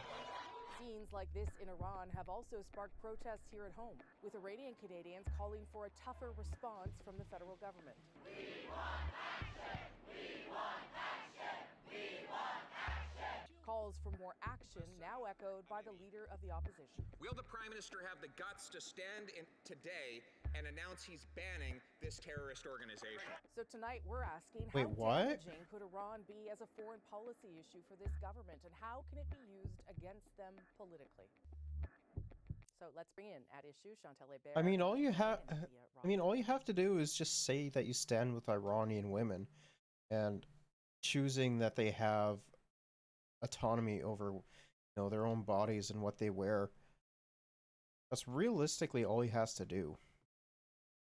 I think he should go further than that, but I would be surprised if he even does the bare minimum. Elamine is away this week. Good to see everyone. Althea, I'm going to start with you on this one. How do you think that the Liberal government's history with Iran is damaging them this week, or how is the opposition using it to try and damage them this week? Well, the Liberals did support a motion several years ago now to label the Iranian Revolutionary Guard as a terrorist organization, and they have not done anything. I assume that's where you're leading me with that. But I actually think that this speaks to a more fundamental problem to the answer that you posed in the setup piece here. This is a government that has taken a lot of pride as being seen as a feminist government, a feminist prime minister. And we've kind of reached this point in the government's tenure where they seem to be no longer setting the direction. I think that there are legitimate reasons why the government would decline to use such a label. Some of the reasons that the media has been given. Why? Being a feminist isn't inherently a bad thing. It's just want equality between men and women. It's silly to not be feminist. You think that, everyone is created equal. If you're a religious person, then you should be.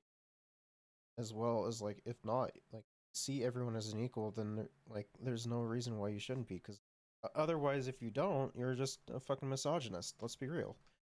Is, for example, if you had someone that did compulsory military service, that individual residing in Canada, for example, might have a really hard time sending money back home.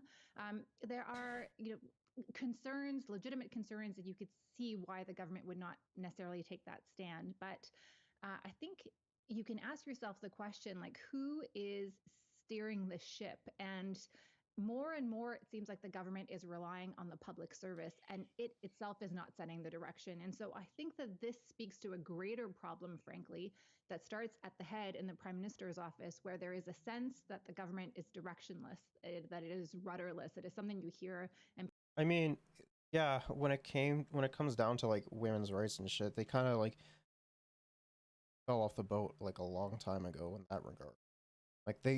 They mention it, but that's just more or less for pandering than anything. MPs complain about all the time. And so I think this is like an indication of that greater problem. We should say the government has announced new sanctions against Iran, but hasn't gone as far as imposing that terrorist label. Chantal? But beyond the maybe rudderless and talking points, why cannot this government on this issue, but not only on this issue, just explain or account for itself in a way that goes beyond the talking points? And that's been a problem since 2015, but it's becoming a The talking points will get them votes, that's why. And it's possible that they do, rather because that's just the way how liberals operate, is that they'll use the same fucking talking points, not do anything about it, and the problems will still persist. It doesn't change anything. than sources using journalists as mouthpieces, why don't they just explain them? Yeah, I mean, that's a fair point, Andrew. We've been trying to ask ministers that question all week, and no one seems able or perhaps willing to articulate the complexity. The Soviet flag on the wall? No, it's a communist flag though. Or the difficulty or whatever people are saying behind the scenes to us around doing this.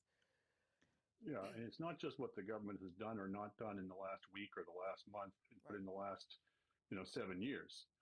As mentioned, that resolution on the Iranian Revolutionary Guard question was in 2018. If there were nuances and difficulties and carve-outs you needed to do for that policy, you've had 4 years to do it, and they only seem to be getting around to talking about it or thinking about it now to all outward appearances. This is, by the way, not just a question about Iran, but this government came to power promising it was going to take a sort of a softer, more gentler, more cooperative approach to a lot of these questions. It was not going to draw such harsh line in the sands as its predecessors on things like China, on things like the Middle East, etc. Well, it hasn't really paid a lot of obvious benefits, and it's had to rethink some of these things, certainly on China, for example, and I think it's in the process of rethinking it on Iran. If it was just a matter of what's going on now, I think the international community generally has been kind of caught flat-footed by the Iranian protests. Well, yeah, because it essentially came out of nowhere if you're coming at it from a Western point of view. So you meant, oh. The Soviet flag's a little bit different. But yeah, if you're coming at it from a Western point of view, yeah, it seems like it would have came out of nowhere, but this is, from what I understand, this has been going on for a decent amount of time in Iran, with at least when it comes down to this individual issue with women and the rights for autonomy over their own bodies and shit, because the Iranian government has just been complete dog shit. Because it kind of arrived at an inconvenient time, if I can put it that way, with the war in Ukraine, with North Korea lobbing missiles over Japan, et cetera, and there's only so much bandwidth. And of course, the other thing that will be uppermost in certainly President Biden's mind is they're trying to also at the same time as this to negotiate restrictions on Iran's ability to develop nuclear weapons. So it's a complicated thing, but as to come back to what my colleagues have been saying, lay out the complications, lay out your policy, formulate one at the first time, so it doesn't just look like you're just like a deer caught in the headlights, which is what the government looks like right now. So we went. The problem is. Yeah, go ahead, Chantal. The problem is that it makes them, the Prime Minister, the Minister of Foreign Affairs, look like they aren't in charge of any files because they can't account for anything that's more complicated than saying we will do whatever we are in support of. And the message from that is they think voters are stupid. I want to play a clip from question period. I mean, like, yeah, of course, the fucking Trudeau government thinks that voters are stupid because they see how dog shit the opposition in the Conservative Party is, and they're essentially taking their own voters for granted. Because let's be real, they won't fucking liberal voters won't vote for Polyev, and Polyev is driving out regular fucking conservatives. When it comes to women's rights, most Arab countries are crap, to be honest. I once was in Qatar, and ridiculous. I mean, yeah, it is a sad reality that is true. But generally speaking, like a vast majority of individuals are tend to be more progressive in that issue, but it's oftentimes the destabilization of those regions due to Western involvement that causes those problems, and regime change. That's either very like anti-America or anti-West, or you know, in certain instances very like pro-American, pro-West. But yeah, no, they are usually pretty dog shit in that. With that, uh, excluding that one socialist leader that Iran had, not too. I think it was like what 1969 or something like that. It was like assassinated by the CIA or some shit like that. Today, because there was a moment at least where the Don't Liberals remember his were name off the top of on my the head. defensive, and that's when Mr. Poilievre and Mr. Trudeau traded these clips over reports that the Conservative leader, or at least his website during the campaign, had been using these misogynistic tags to attract misogynistic groups to his YouTube video. Anyway, here's how that exchange went. Conservative leader has been purposefully using his videos to Oh appeal yeah, I to remember this. far-right misogynistic online movements. These are anti-women movements, and they have had devastating real-life consequences. I condemn this organization. Completely forgot that he'd had the tags going. Became known to me, Mr. Speaker. But I condemn all forms of misogyny, including when the Prime Minister fired the very first female Indigenous Attorney General. So I mean, I play that because Iran, Pierre Poilievre had done a good job on Iran during the week in terms of pushing the government, and then the government was given something to use to push. I mean, he doesn't give a shit either way, though. Pierre Poilievre became leader, that you have really the government destabilizing the leader of the official opposition. Like Pierre Poilievre has been Good old Canada, yeah. Except that fucking dog shit, regardless of which party we get. very successful over the past few weeks and leading the narrative in question period in the House of Commons, frankly. And for all this talk about, liberal backbenchers wanting the government to finally frame Pierre Poilievre, they got a big gift today with that Global News story. And I don't think Mr. Poilievre responded very well to it. I mean, No, he did not. And the fact that Global News actually had that information and everything, that hurt him a decent amount, because Canadians look at that or saw that and yeah, that's not a good look there, sweaty.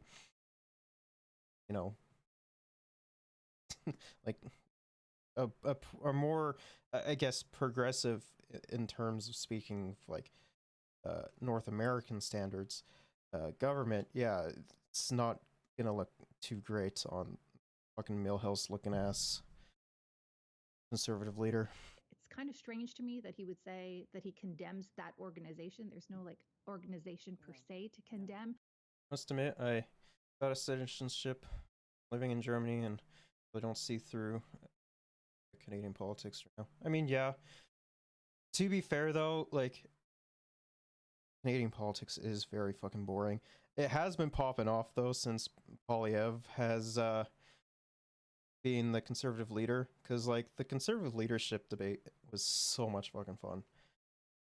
It was wild, the accusations being thrown around in there. It was so funny. So it's an interesting parsing of words, but it gave you a real idea of what the next election campaign might look like. It was really nasty with Mr. Poilievre going back at the Prime Minister on blackface and brownface. It was not a good day for the official leader of the opposition, but it also wasn't a good day for the Prime Minister.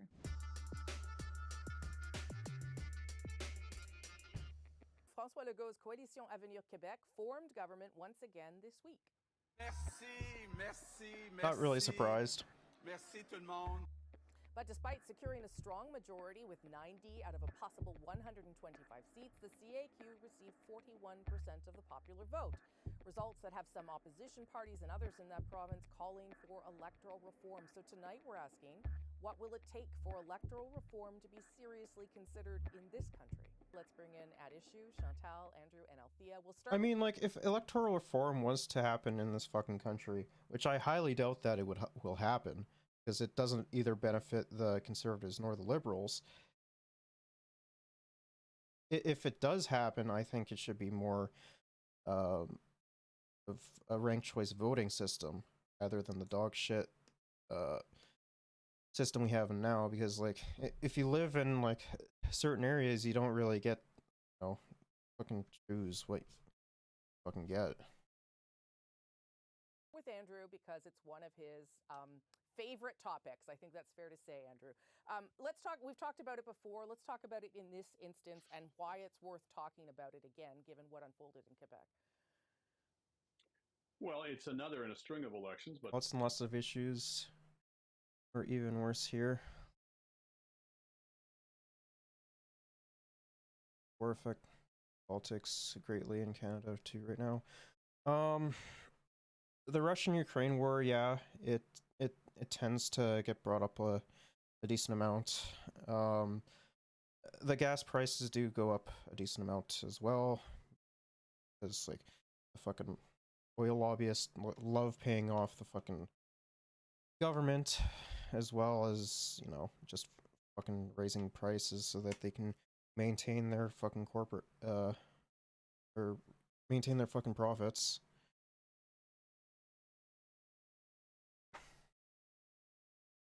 When it comes down to like the Iranian or the Iran stuff, though, it's not too terribly big here. Like, it does get mentioned, but not too terribly often.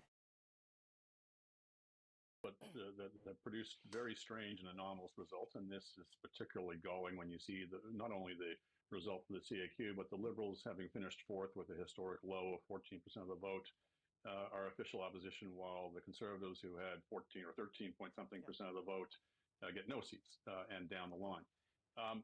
It's not going to change anytime soon. Certainly the CAQ, despite the fact that they promised it last time around, he's now making a virtue of promising not to do it, as if that somehow made him a man of principle. But as we see, governments that get elected under the current system tend to be the ones that benefit from its distortions. So it will take a particular alignment of the planets to get enough parties with enough interest in changing the system who get a control of a majority of the seats in one or another of the legislatures for it to happen. That doesn't mean it's never going to happen.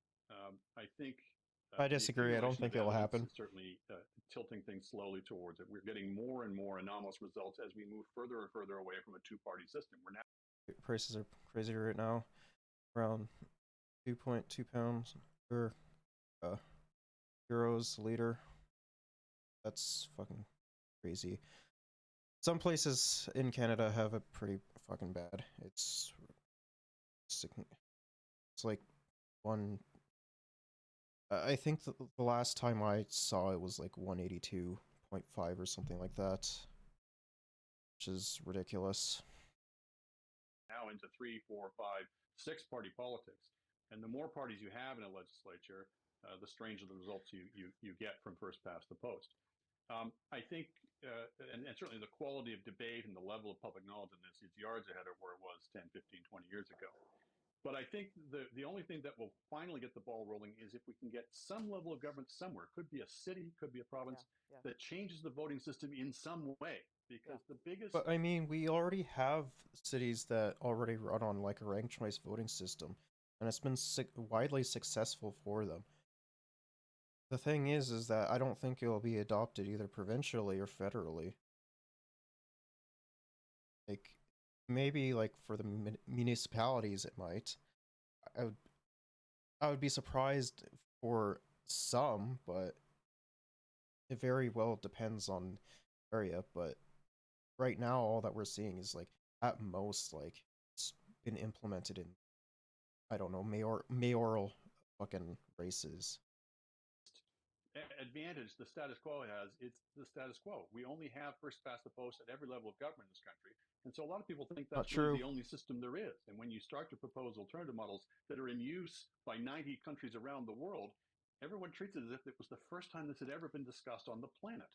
Yeah, it's hard. So if we can break that, bring in ranked ballots or something like that just to get the ball rolling, then we could perhaps have a more substantive discussion and there'd be more chance of real reform. But we've seen time. But like that doesn't that doesn't benefit either the conservatives or the liberals because then they actually have to look good. Like at most, it would probably benefit the NDP or like more like independent leaders or more left leaning leaders. It all depends on circumstance, but I think if anything, it would benefit the NDP the most comparatively to the liberals and the conservatives. I just don't see it happening though. And again, and you pointed to it there, that once a winner wins with a particular system, it's hard to give up the system that brings you into power and will keep you there. Chantal, do you feel like what happened on Monday in Quebec is shifting the conversation in any way? Sadly, I'm old enough to have been around when the Parti Québécois in 1976, for all those who were not born, came to power promising to do this. I fear that it's become the equivalent of our Medicare conversation. You can't touch it because you point to the US whenever you talk about doing something differently. And this has become the debate where you always point to Israel or Italy. But what I can tell you for sure is it's not going to be happening in the National Assembly in Quebec anytime soon, or certainly not over the next 4 years. Althea? Well, I agree with that. I can't see that happening at all. But it is, quite galling that you have a party in opposition sign a deal with other minority parties who are also in opposition, obviously, saying, I'm going to reform the system. And then once they get elected with that system, say, oh, no, just kidding. I do think, though, that if the Conservative Party in Quebec sticks around and continues to make this an issue, I mean, it is very obvious to everybody looking at this map now that it is completely distorted, that you would have a party that gets more popular support, that has fewer seats than the official opposition, the Liberal Party. I'm talking about Quebec City Diet here, that you would have a party that has 13% support, get no seat, a party that has almost 15% of support in the electorate, get only 3 cents or 2% of the seats in the National Assembly. Like, this is grossly unfair, and people's votes are not counting the same. And so I do think that it's interesting because it keeps the discussion going. I don't think, I agree with Chantal, I don't think it's going to go anywhere.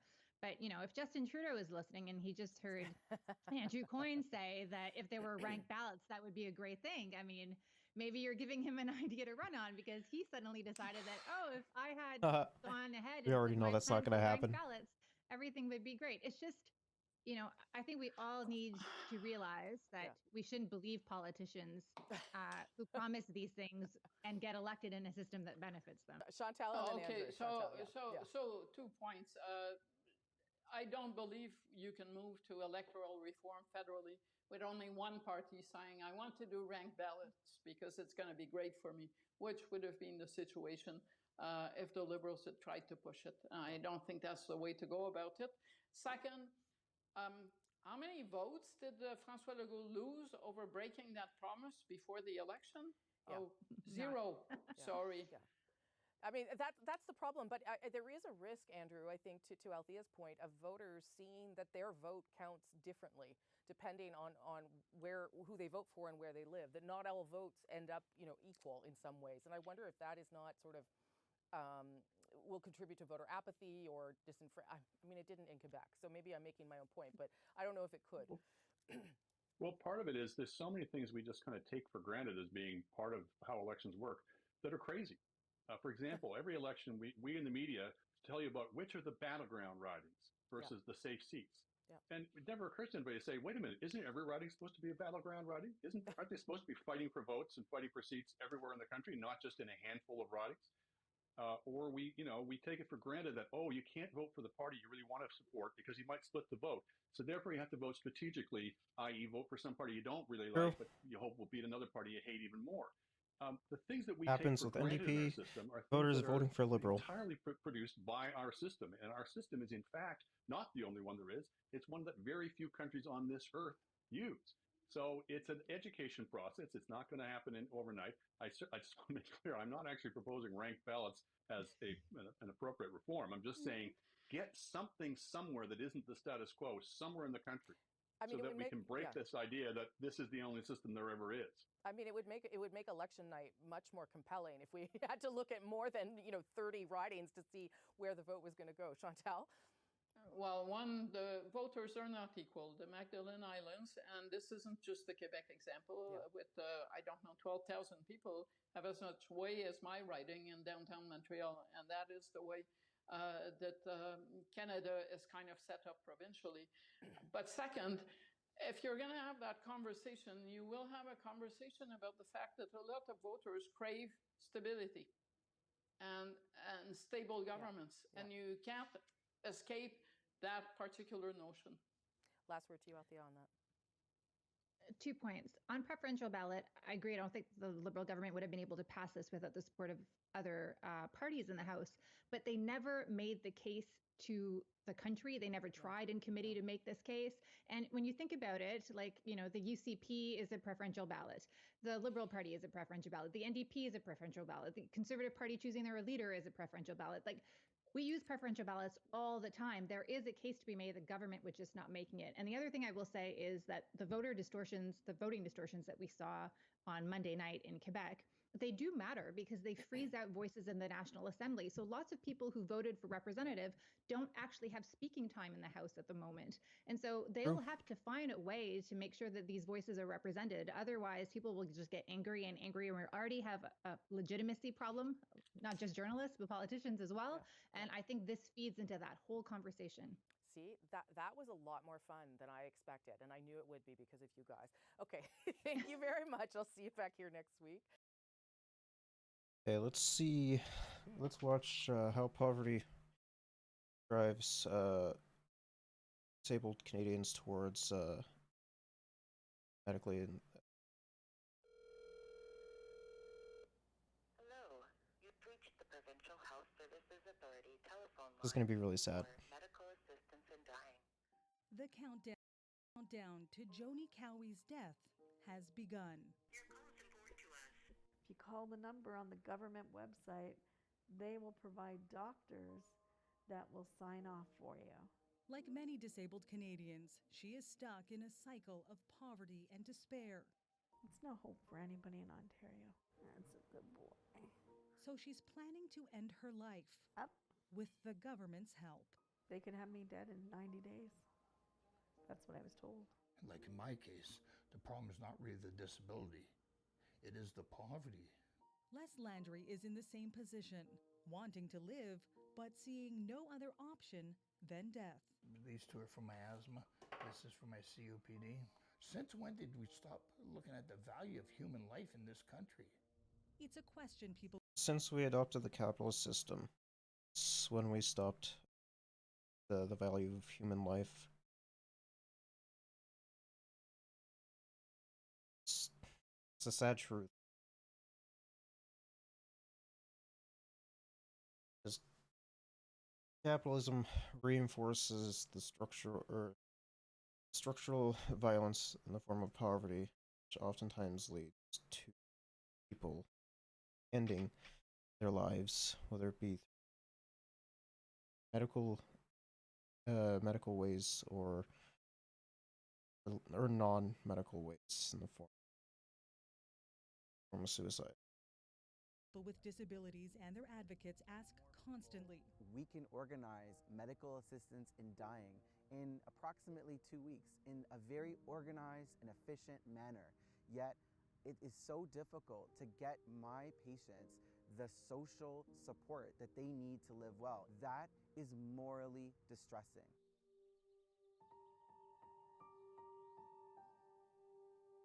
From her home in Windsor, Ontario, Joni deals with the grinding financial pain of living in poverty during an affordability crisis, compounded by the physical pain of disability. I have severe asthma that's turned into COPD and Guillain-Barré syndrome, as well as cancer.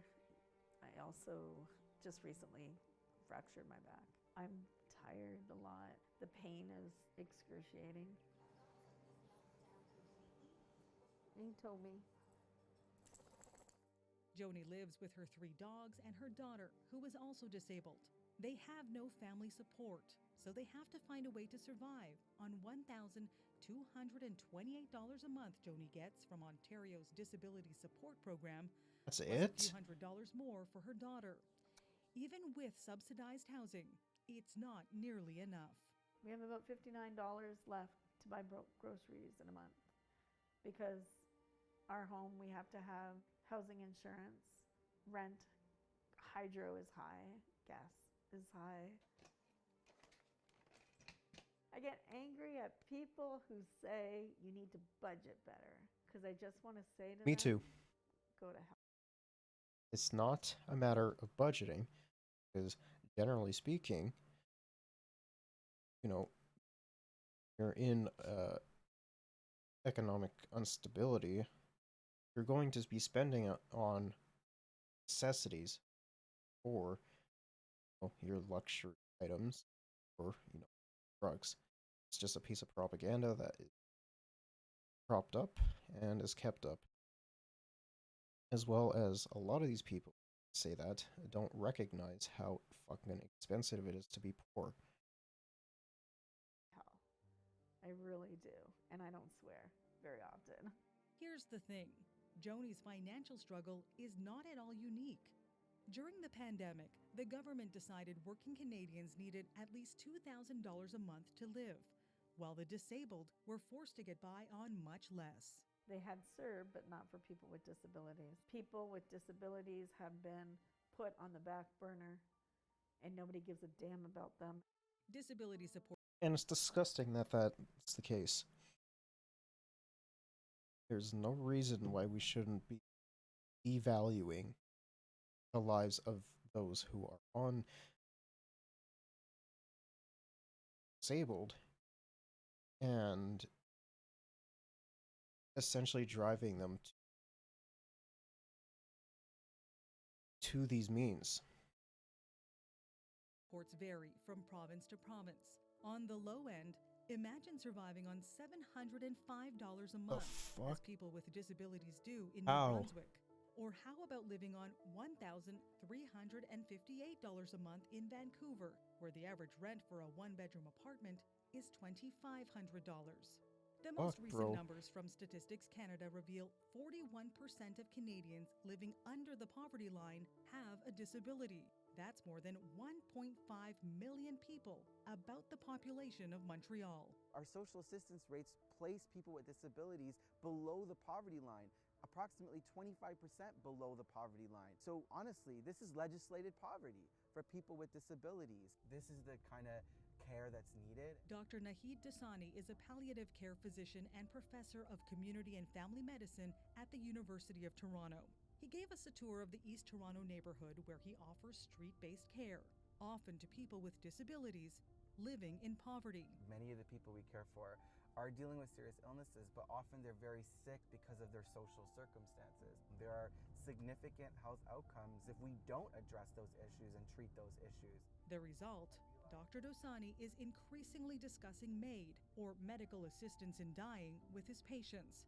Not necessarily because they want to die, but because they see no way out of the twin miseries of poverty and disability. When people are living in such a situation where they're structurally placed in poverty, is medical assistance in dying really a choice, or is it coercion?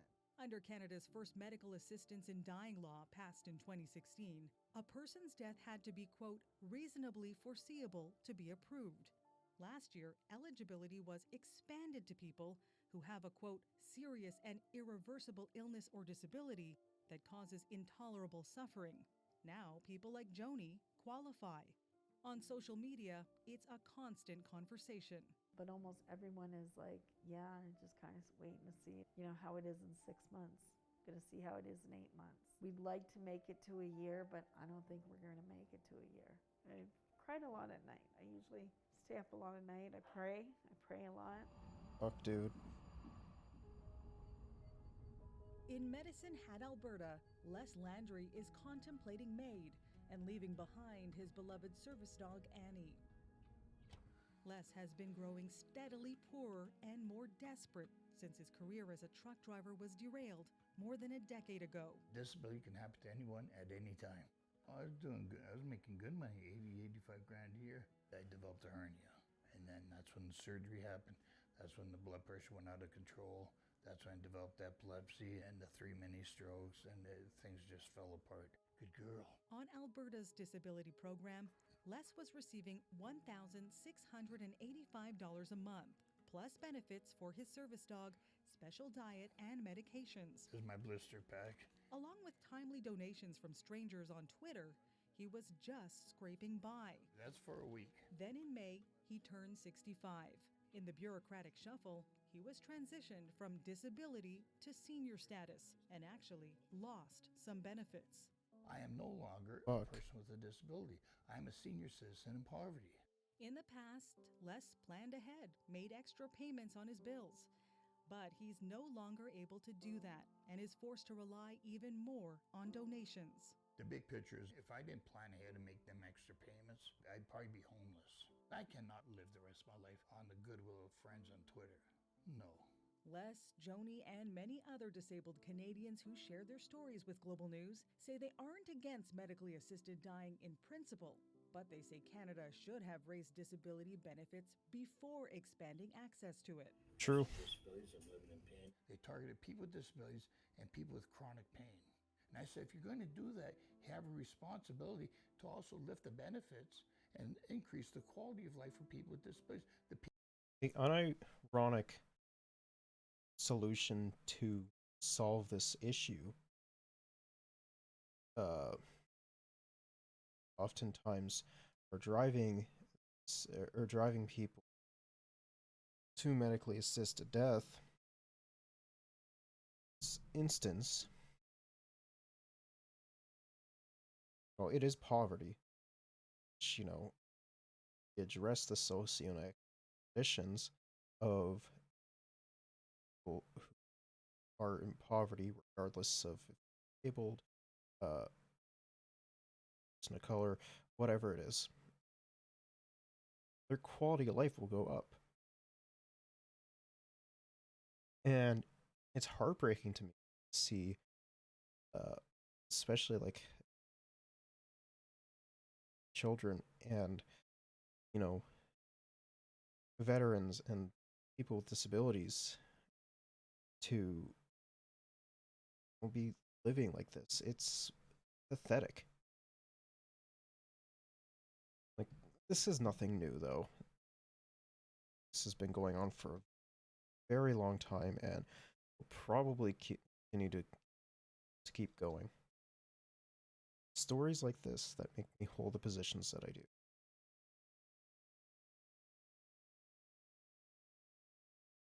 People you are targeting. We should prioritize healthcare and social support that promotes the human rights of all. Trudeau Lemons is a professor of health law and policy at the University of Toronto. He has been warning the Canadian government for years that the speed and scope of its plans to expand access to assisted dying was a violation of the rights of disabled Canadians. True. Out of a misplaced form of compassion, we think that persons with disabilities have a reason to end their life earlier than others. This basically is discriminatory. Only about a dozen countries have legalized doctor-assisted death. Lemon says the few that allow it for patients who aren't terminally ill have stronger protections than Canada against coercion and suffering caused by poverty. In my view, we're actually failing to implement even some of the most basic safeguards that... I honestly think that it should be completely illegal. There's no reason for it. Because all it does is just it leads poor people to take the action, like take these actions. They're not being, like, their needs are not being met.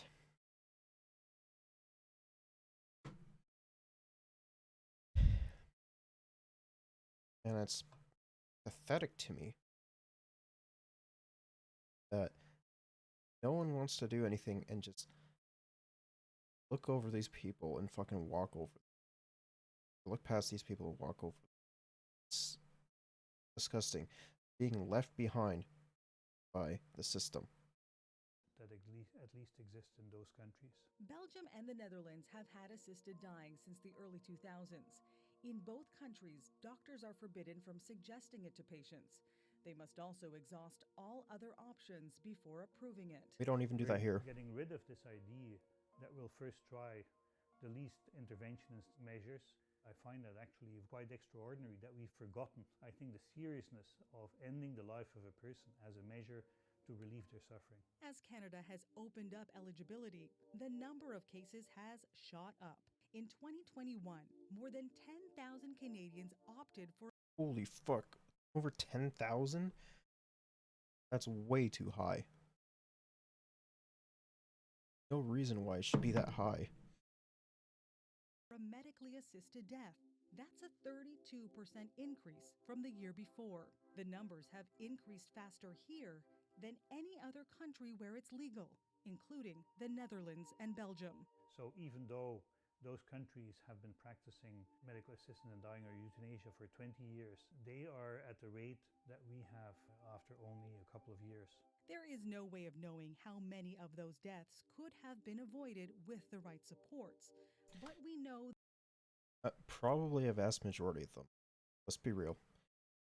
If had the right social safety nets and right and adequate social safety nets put in place, this wouldn't be as big of an issue, as well as addressing those with disabilities, helping uplift them out of poverty. But we don't give a shit about those people, which is frustrating, to say the least. there are some. Recently in Canada, an Ontario woman suffering from chemical sensitivities reportedly opted for a medically assisted death because she couldn't afford appropriate housing. And in another troubling case, a Veterans Affairs employee suggested it to a veteran who was seeking help for PTSD and a traumatic brain injury. Often I hear arguments, well, this is not impacting that many people. But you know what? If it affects one person, that's way too many people. And we need to do something about that. The controversy surrounding MAID is not going away. In March, the government plans to expand access yet again to include people with mental illnesses. More support may be coming. A new Canada Disability benefit is before Parliament for the second time. It was dropped last year when a federal election was called. Sit. But Joni and Les are skeptical. We already know seniors will not be eligible. I mean, I can't necessarily say I blame them, though, because the government has failed them on multiple different occasions. So, like, why shouldn't they be skeptical, right? It makes total sense that they are. And I can't necessarily say I blame them. I am skeptical about it too. 100%. This government has a history on how they treat people with disabilities. 18 to 65. Well, that excludes me and anybody in my situation. So sorry. Please speak up to your member of parliament, to your members of provincial parliament, because people with disabilities don't ask for their disability. Right. I don't want to die. I don't want to die. I just can't see me living like this for the rest of my life. That's heavy shit.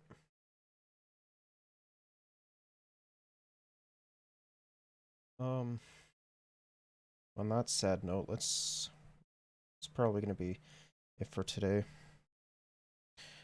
More Xenoblade 3 tomorrow. And then Dataset. And then after that, probably It Takes Two.